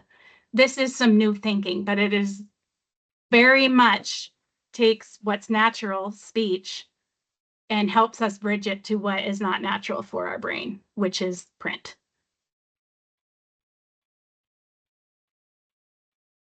More best practices. We're going to move into some numeracy and early math. As I said, I'm currently in the midst of a lot of learning about numeracy and early math. I taught preschool, I taught kindergarten, and I taught math. But my bigger understanding has needed some brush up. So when we think about math, we want to think about the concept of quantity before attaching a number to something, right? You may know that a 4 as a digit is a 4, but you may not understand that that means this, right? And so for our future mathematical thinking and problem solving, we really need to understand that this is the same as this before we attach a number to it. And if you think about it in the literacy way, a number is actually a literacy skill. So we're going from thinking to a step to attaching a digit or a numeral to it. Vocabulary is just as important in math. It's bringing the oral language into focus. A lot of times when you get a third grader that's struggling in math, they do not understand the math vocabulary. They do not have that concrete. They still don't know what it means to add or subtract when you just say those words, right? The concept isn't there and it's not connected to the language. You want to measure with non-standard units. We're not giving a child a ruler or a tape measure and asking them to tell us how many centimeters their desk is. What we are doing is, how many blocks long is your shoe? How many leaves tall is our friend? We're comparing sizes and attributes. We're analyzing data collections. That's most commonly your calendar program. There's a ton of infinite math concepts within a good calendar program. And in all things, we're trying to be tactile, motor, manipulatives, and hands-on. So going back to something I just mentioned, quantity, subitizing. You might hold up a card with 3 dots on it and then put it back down. And you ask the child to show me on your fingers how many, and they should be able to do this after some learning and practice, right? Later, they're going to attach a numeral to that learning. And some kids will be able to do 2 plus 1, right? They're showing you 3 fingers, but that's also early concept of addition. 2 plus 1 is 3, the same as how many dots are on my card. You can do the same thing, but you're asking for 1 more or 1 less. Again, that's addition and subtraction, but really they're just matching quantity.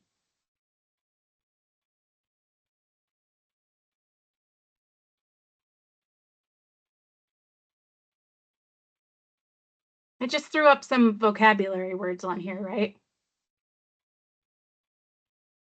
These are pretty basic preschool math related vocabulary, but if we don't use them, then kids aren't hearing them and therefore learning to use them also.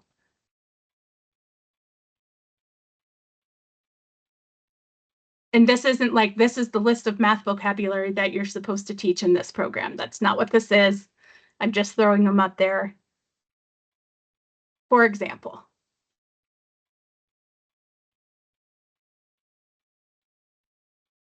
when we measure, obviously the blocks there, that's the easiest thing to think of, but there's lots of things that you can measure with. Blocks are one, but you can even bring in leaves.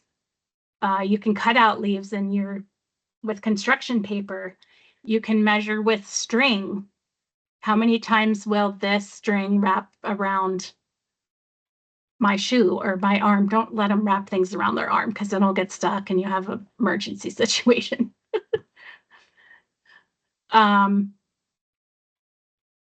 These are just the simple, easy things that you're building math concept with.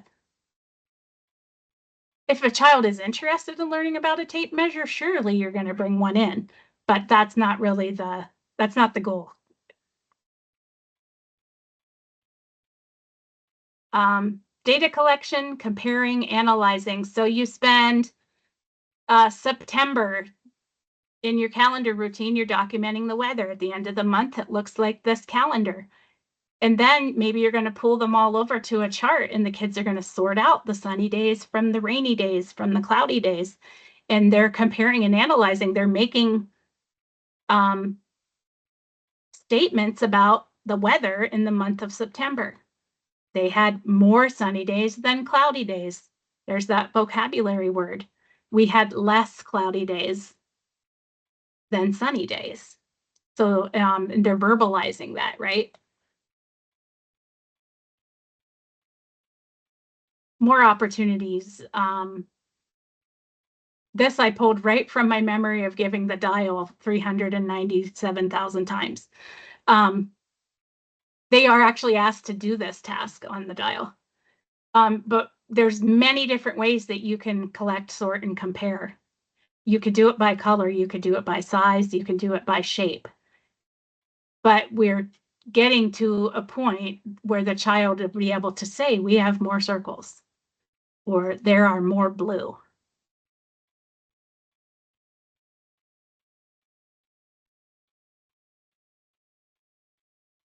So talking about hands-on, most of what I've talked about includes opportunities for kids to use their hands, move their body.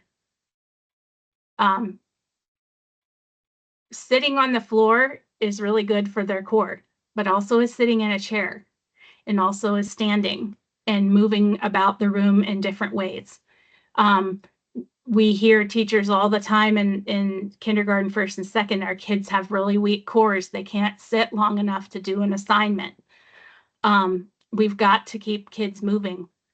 Not because it's a PE goal, because we know in order for them to be successful in school, there's some core motor that needs to develop. But as important as hands-on is oral language, and to take you back to that first thing we said, oral language and tactile experiences should be woven into everything we do every day, in every part.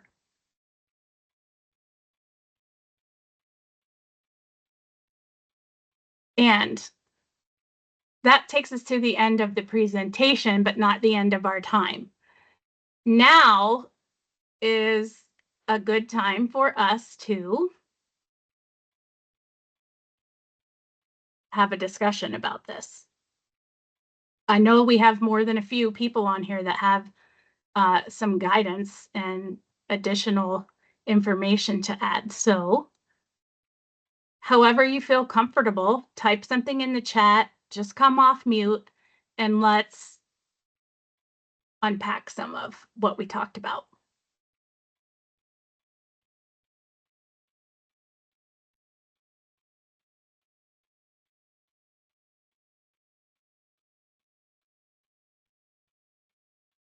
I'm not scared of you. Hi. I don't know if you guys can hear me. We can. Oh, good. Jennifer, yeah. Yes, hi. It's so funny because I came from Lima School before I started teaching in Twin, and my mentor teacher did worksheets, like all worksheets. So when I came to Twin, we did a ton of worksheets, and it was so time consuming. So I love that you guys are doing this because it's reminding me to get away from that, and pull from that. Just because these little people are little and they don't learn from worksheets. I know it's good to teach some early writing skills, but you don't need to always do the worksheets, because they learn more, like you said, from hands-on, tactile, visual learners. We have, auditory learners. So I think the most important thing from just my short time being a teacher is to use all the modalities. Yes. So, yeah. And worksheets do not impact learning in a way that will transfer.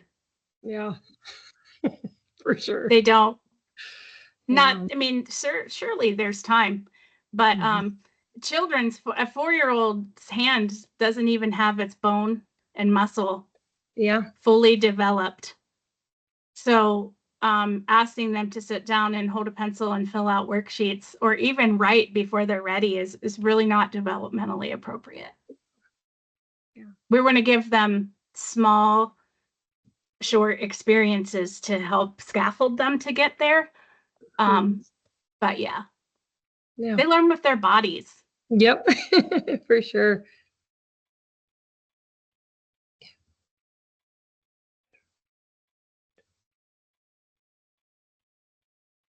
This is kind of a different take on writing anyway. I do use handwriting without tears, and I've used it for many, many years. And it starts with just knowing the strokes, like big lines, little lines, big curves and little curves, and use wooden sticks that you can polish and sand. And so it's very multi-sensory. It's got a lot of interaction, and you can use it in your play centers. You can use it in direct instruction. But I want to remind everyone that writing and handwriting are not the same thing. And this is something that I've come across with a lot of my mentees, a lot of the younger teachers that are coming up going, well, writing is writing on paper. And that's just not the case. And we, as the teachers of the youngest, have a responsibility to kind of help them start learning that our thoughts are writing. So we do a lot of dictation and learning about the story elements, and that is writing, and that's something that they are completely capable of. Yes. And it just starts with the using tools to draw simple lines and things like that. The things they think about can go on paper. And so that's something that I would like to remind everyone about, that writing isn't just the thing you do with your hand, the physical gestures on paper, but it's a whole concept of bringing what's in your brain onto paper. One thing that 4-year-olds can absolutely do, and goes back to phonological awareness, they can say, I like dogs, and know that that is 3 words, and they can make 3 marks on a paper, and then the teacher can come in and script their words for them. That's just scaffolding, and they will get there. These things are important. Give them an opportunity to express their words. They don't have to write a word. Many kids can't even hold a pencil or crayon properly. But yeah, and bringing our writing, it starts out here, right? Big vertical scribbling on the wall, all the way down to just moving your fingers, right? They need practice to get that movement and cross body and all of those things.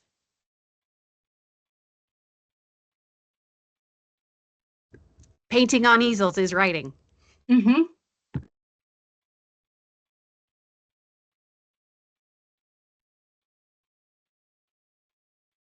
This is a safe place. We call it a community of practice. So if you have questions or also would like to share, please don't be shy.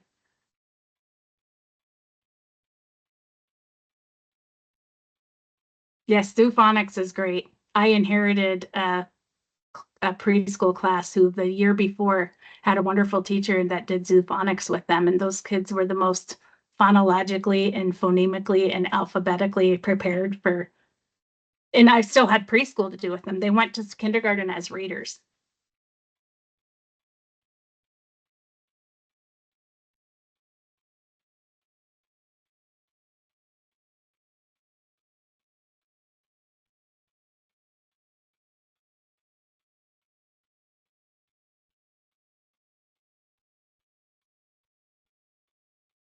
Sound shape, yeah.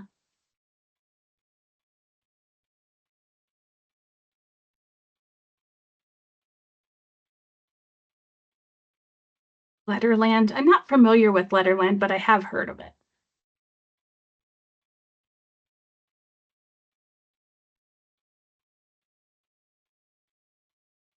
Did anybody find something that was on the handout that I didn't address?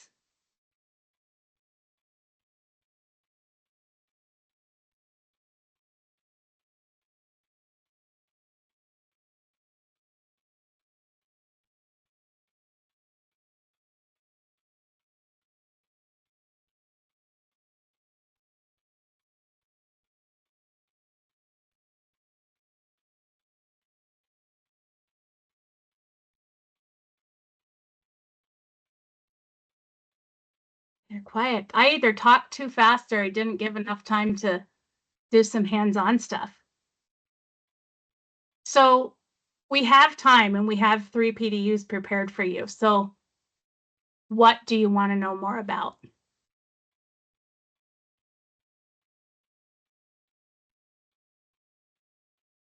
We aren't leaving until 4 people.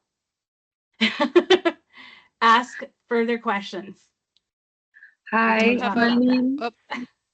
Sorry, my name is Tia Cole. I can't figure out my camera, but this is my first year teaching EK here in Hysham. And I'm wondering how you approach the first day with kids, especially when they probably have never been away from mom and dad. Like, I'm really stressing out about that whole idea already. Do one of you other pros want to address this for her?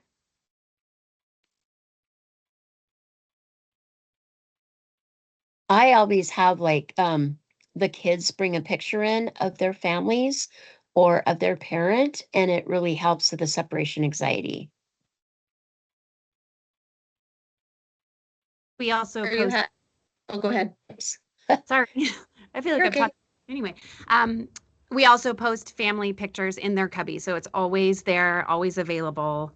And we here in Clinton do a little ELP camp where we have a mini day where parents get to come in for the first 15 minutes or so to get them all settled, bring all their materials, and they do, just orient themselves to the classroom. They get to show their parents where their resting spot is. They get to show their parents, even though they haven't been here before, it's kind of a ease in, a humane way to let parents go and let kids go at the same time.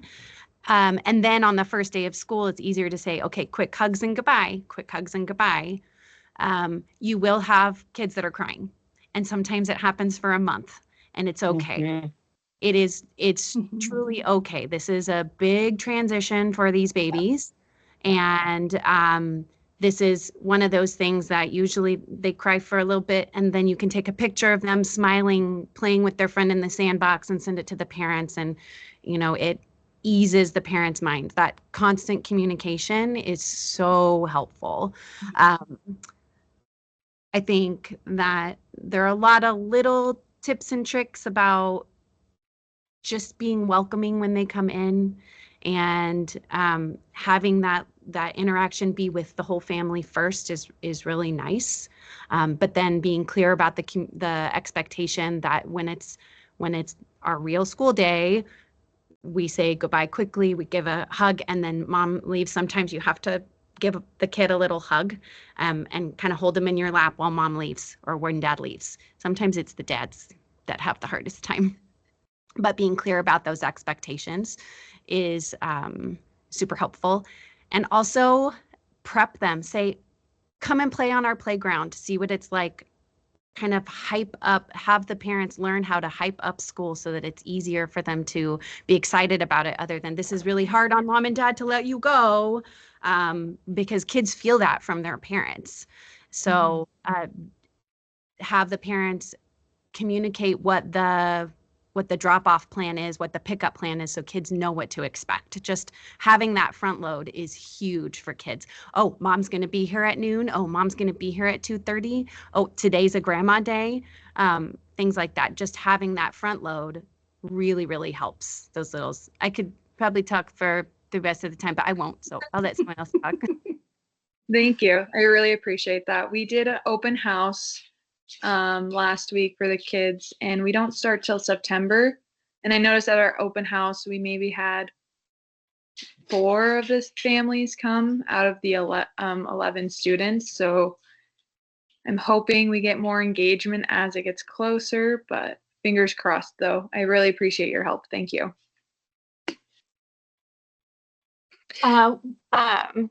Go ahead. Hi, I'm sorry. I don't have my camera on. I'm driving, so I'm gonna just mention something that we do. Is I'm in Livingston, and I'm one of the 2 classrooms, and we have kindergarten screenings at the beginning of the school year. It's like a day before the school year starts, and what we started doing is what we're kind of calling like a behavioral screening, but we invite all of the kids in for they get to come in, they have like a mini day, they play, we watch them transition, we read a story, visit the bathroom, and then their parents pick them up and they go. But it gives us an idea to see who interacts well together, who does have hard drop-offs. And it's just like a short, brief little thing that everybody's kind of encouraged to come to. Sometimes we don't get some families in, but it gives us an idea who those people might be and just gives them like a quick little mini day to experience what it's like to come to school. And then just some comfort items that I do is I do have like an old crib mattress in my room where if they really need some time to just decompress or be by themselves, hold a stuffy and feel safe, they can always go to that space to help them feel better too. I was fortunate enough to be in a rather small K-12 school. And two things that you might think about is the first day of school, sometimes the first week, some of your specialists or interventionists, there are teachers who are not assigned to a class and have time to help you with those morning transitions for the first little while.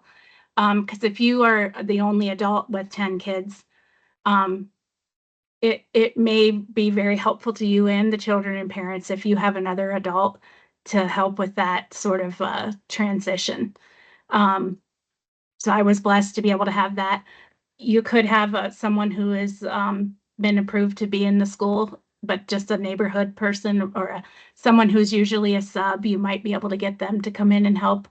But on the other side of that is these are your kids. You got to figure it out. Yeah. That's the tough love part. Like it'll be hard for a minute, but it won't be hard all year long. Another thing that was beneficial is we had the high school sharing the same building as our preschool and kindergarten students. And we used to start the school year off with a field day, a fun field day in the afternoon of the first day of school. And every child was put with a team.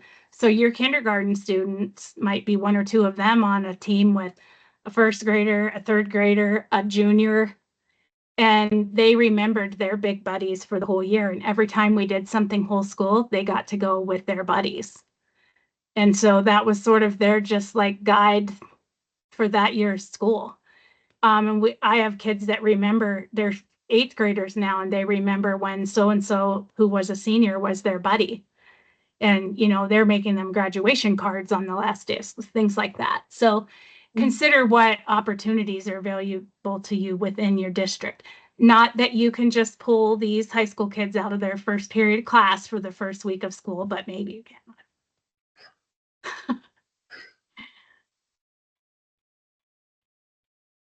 I noticed a question about what do you all use for center time? When I'm talking about centers, I'm talking about free choice.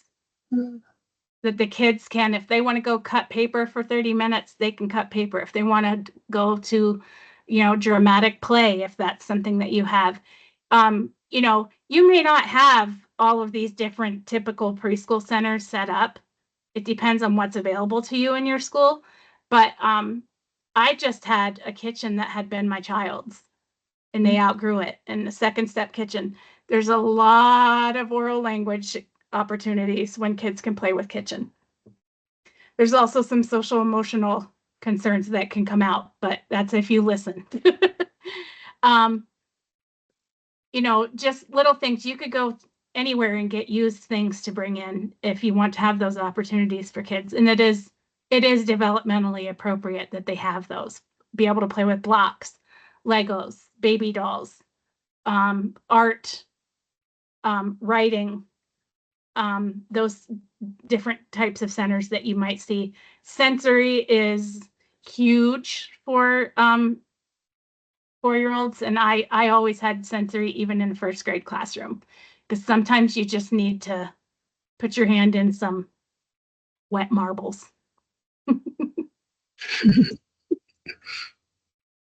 Who else can expand on that?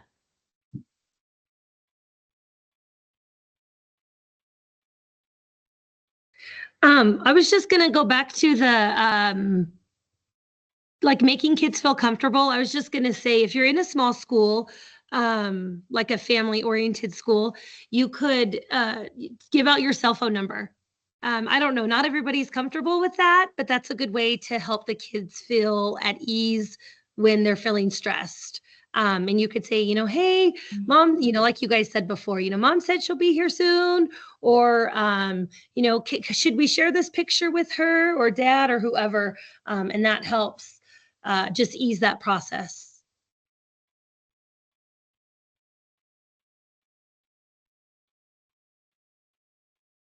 There are also these things called elapsed time timers. Oh, yeah. The ones on the market usually are red, You might consider a different color if you can, but it basically shows the time ticking away, and the color gets smaller and smaller when it's closer to them going home or closer to them, whatever transition is coming. And that works for some kids. Some kids, it triggers them worse. But it is a choice that's out there. Or maybe a strip where, each hour they get to move the strip one step closer to going home. That's a concept of time that is visual, and they can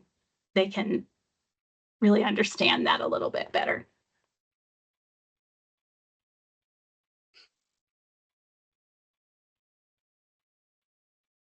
The center time, pretend play, and make sure that we address everything in there.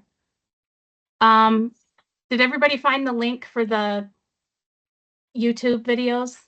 There's a whole early literacy playlist on the OPI's YouTube channel. And let's see, I'm not going to share the link for the Google folder today because we've moved some things around, and I want to make sure that that is clear and ready for you. But what we do have is an email list of everybody who registered and was here. And so we can send them things out to you when they're not going to cause us more of a problem. So within the next week, hopefully.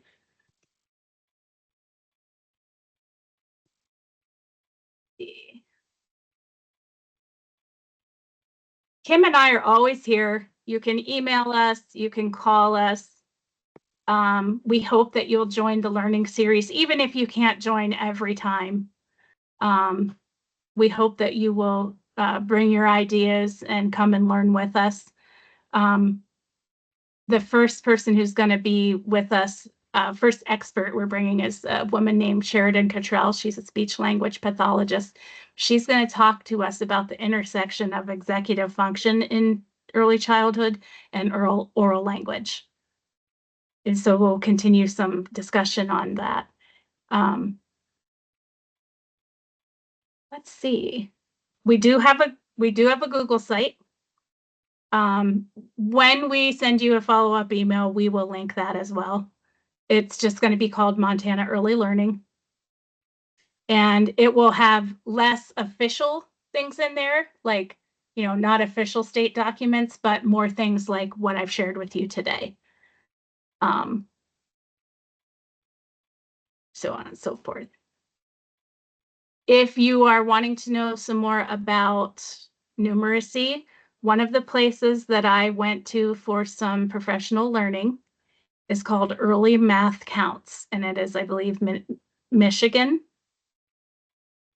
The state of Michigan has done a lot of work, and they have an entire like 8-course series and this is really early mathematics, birth to 5. But there were some very good concepts in there and things that I didn't fully understand that can really help you.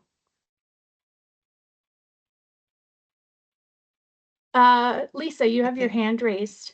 Yes, I have a question for you. Can you go into a little bit more about the elapsed timers and how you would set that up, as far as, like, do you have a model or something of how you would make that?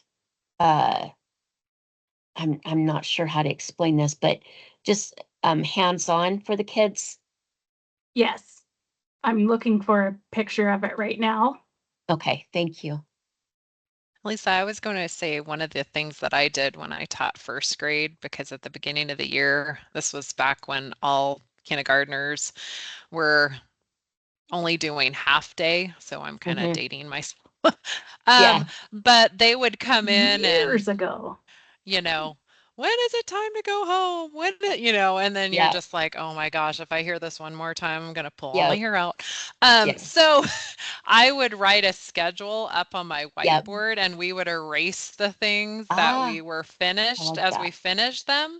And then we could say, look, there's only 2 things left till we get to go home, So like they loved that, because it just, and if someone got to go up and erase something, it was a big deal in class, So be a job, a classroom job or something.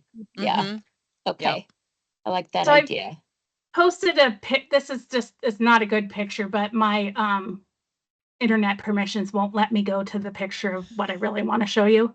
Okay. The idea is, it is a clock, but there's so many different ways you can do this. But if you, it basically, the green is how much time is left, and it Right. gets smaller as the clock moves.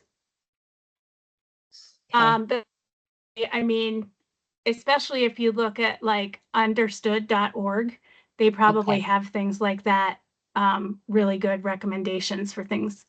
But it just is a visual representation of that the time is moving and it's getting smaller and smaller, and soon mommy will come back. Yeah, I like that Or idea. soon it will be time to be done playing. Mm-hmm. And then that other idea that you had about taking the child getting closer to going home, that also I really like too. Can you Yeah. expand on that a little bit? And so maybe you just have a little picture of the child, right? Yeah. And in your daily schedule, maybe horizontally laid out. Yeah.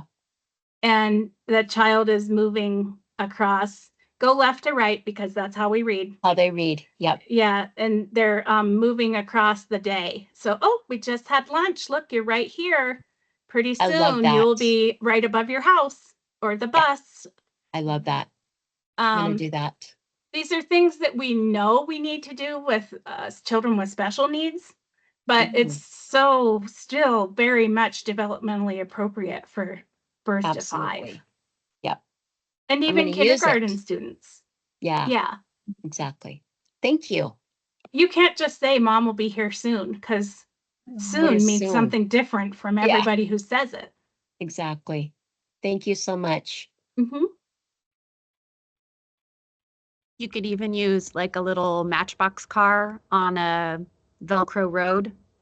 Yeah. No, Great driving. idea. Velcro is your friend. You will have a lot of opportunities to use Velcro on vertical surfaces, on your ground, all over the place. So poster putty is also your friend. Yeah, it's true.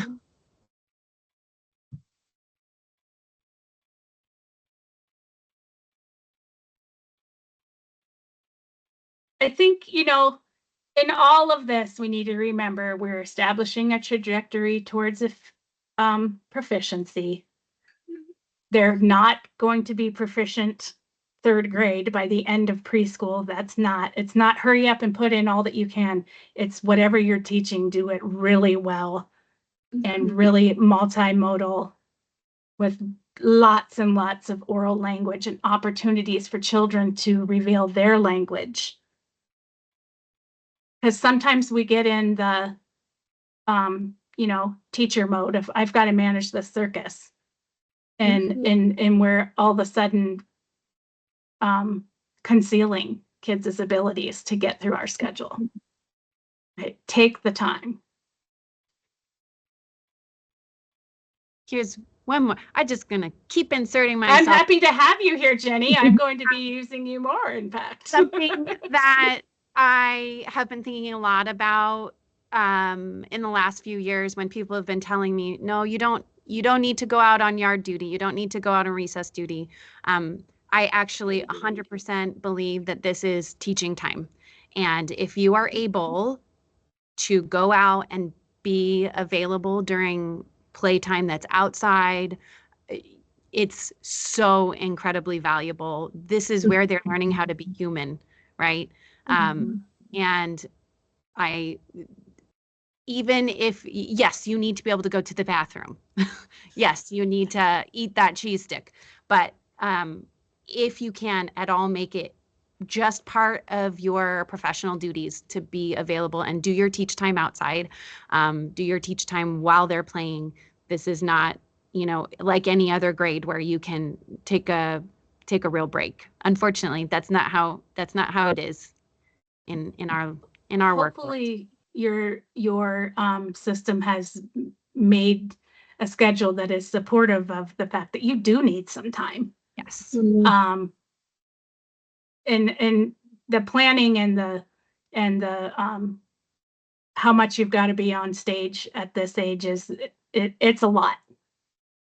But I fully agree with Jenny. In fact, especially in the first month or so, you're really being proactive if you go to lunch and eat lunch with your kids.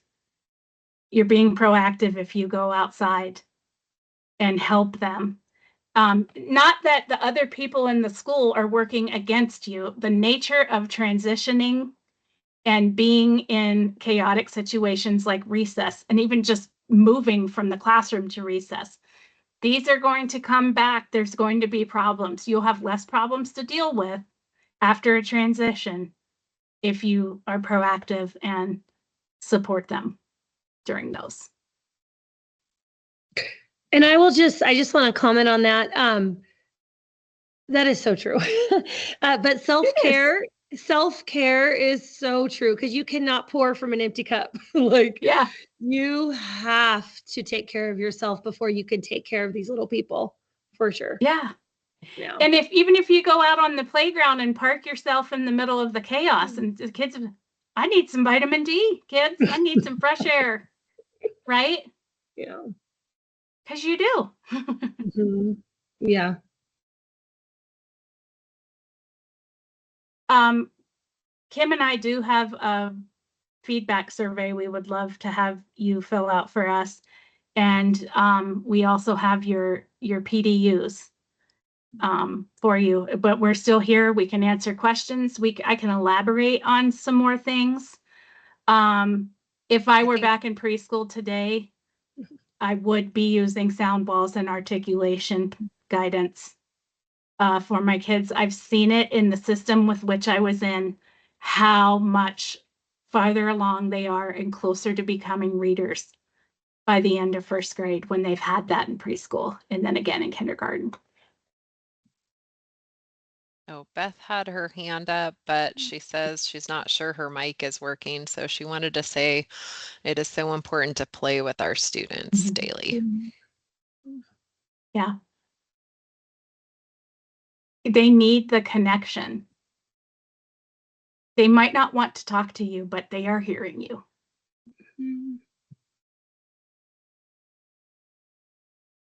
Beth, I thought you'd have enough of me by now.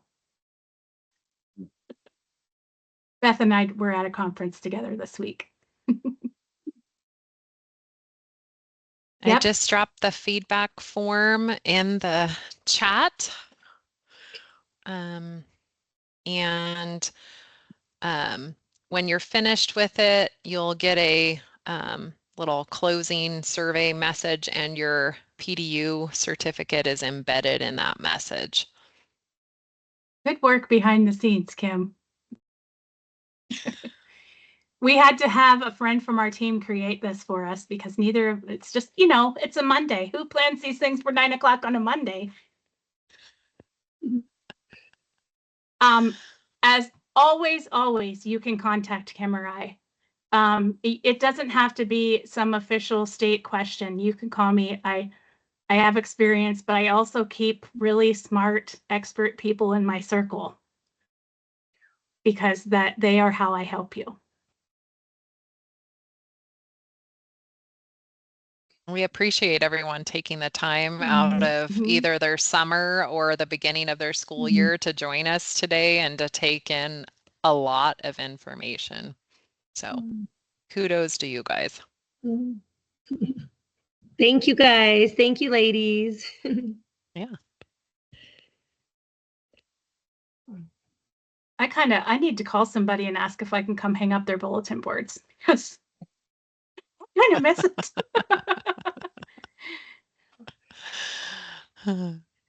I know who the crooked ones are. I'll call them first. Yes, thank you so much. Yeah.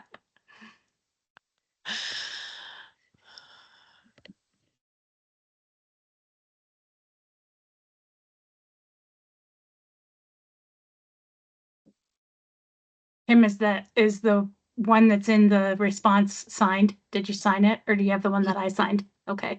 No, I signed it. Okay, good.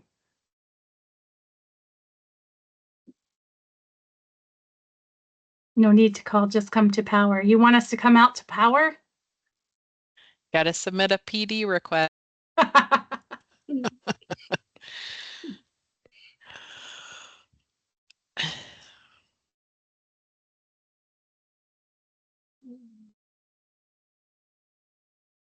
That's good to know, though. If your school is looking for more PD, we do have a request form in the civil department, and you can work with your administrators to decide what it is you really are looking for. And there's a possibility that some of us can come out and work with your district. Or an even greater possibility that we can hook you up with a school who already has some PD coming their way and let you participate.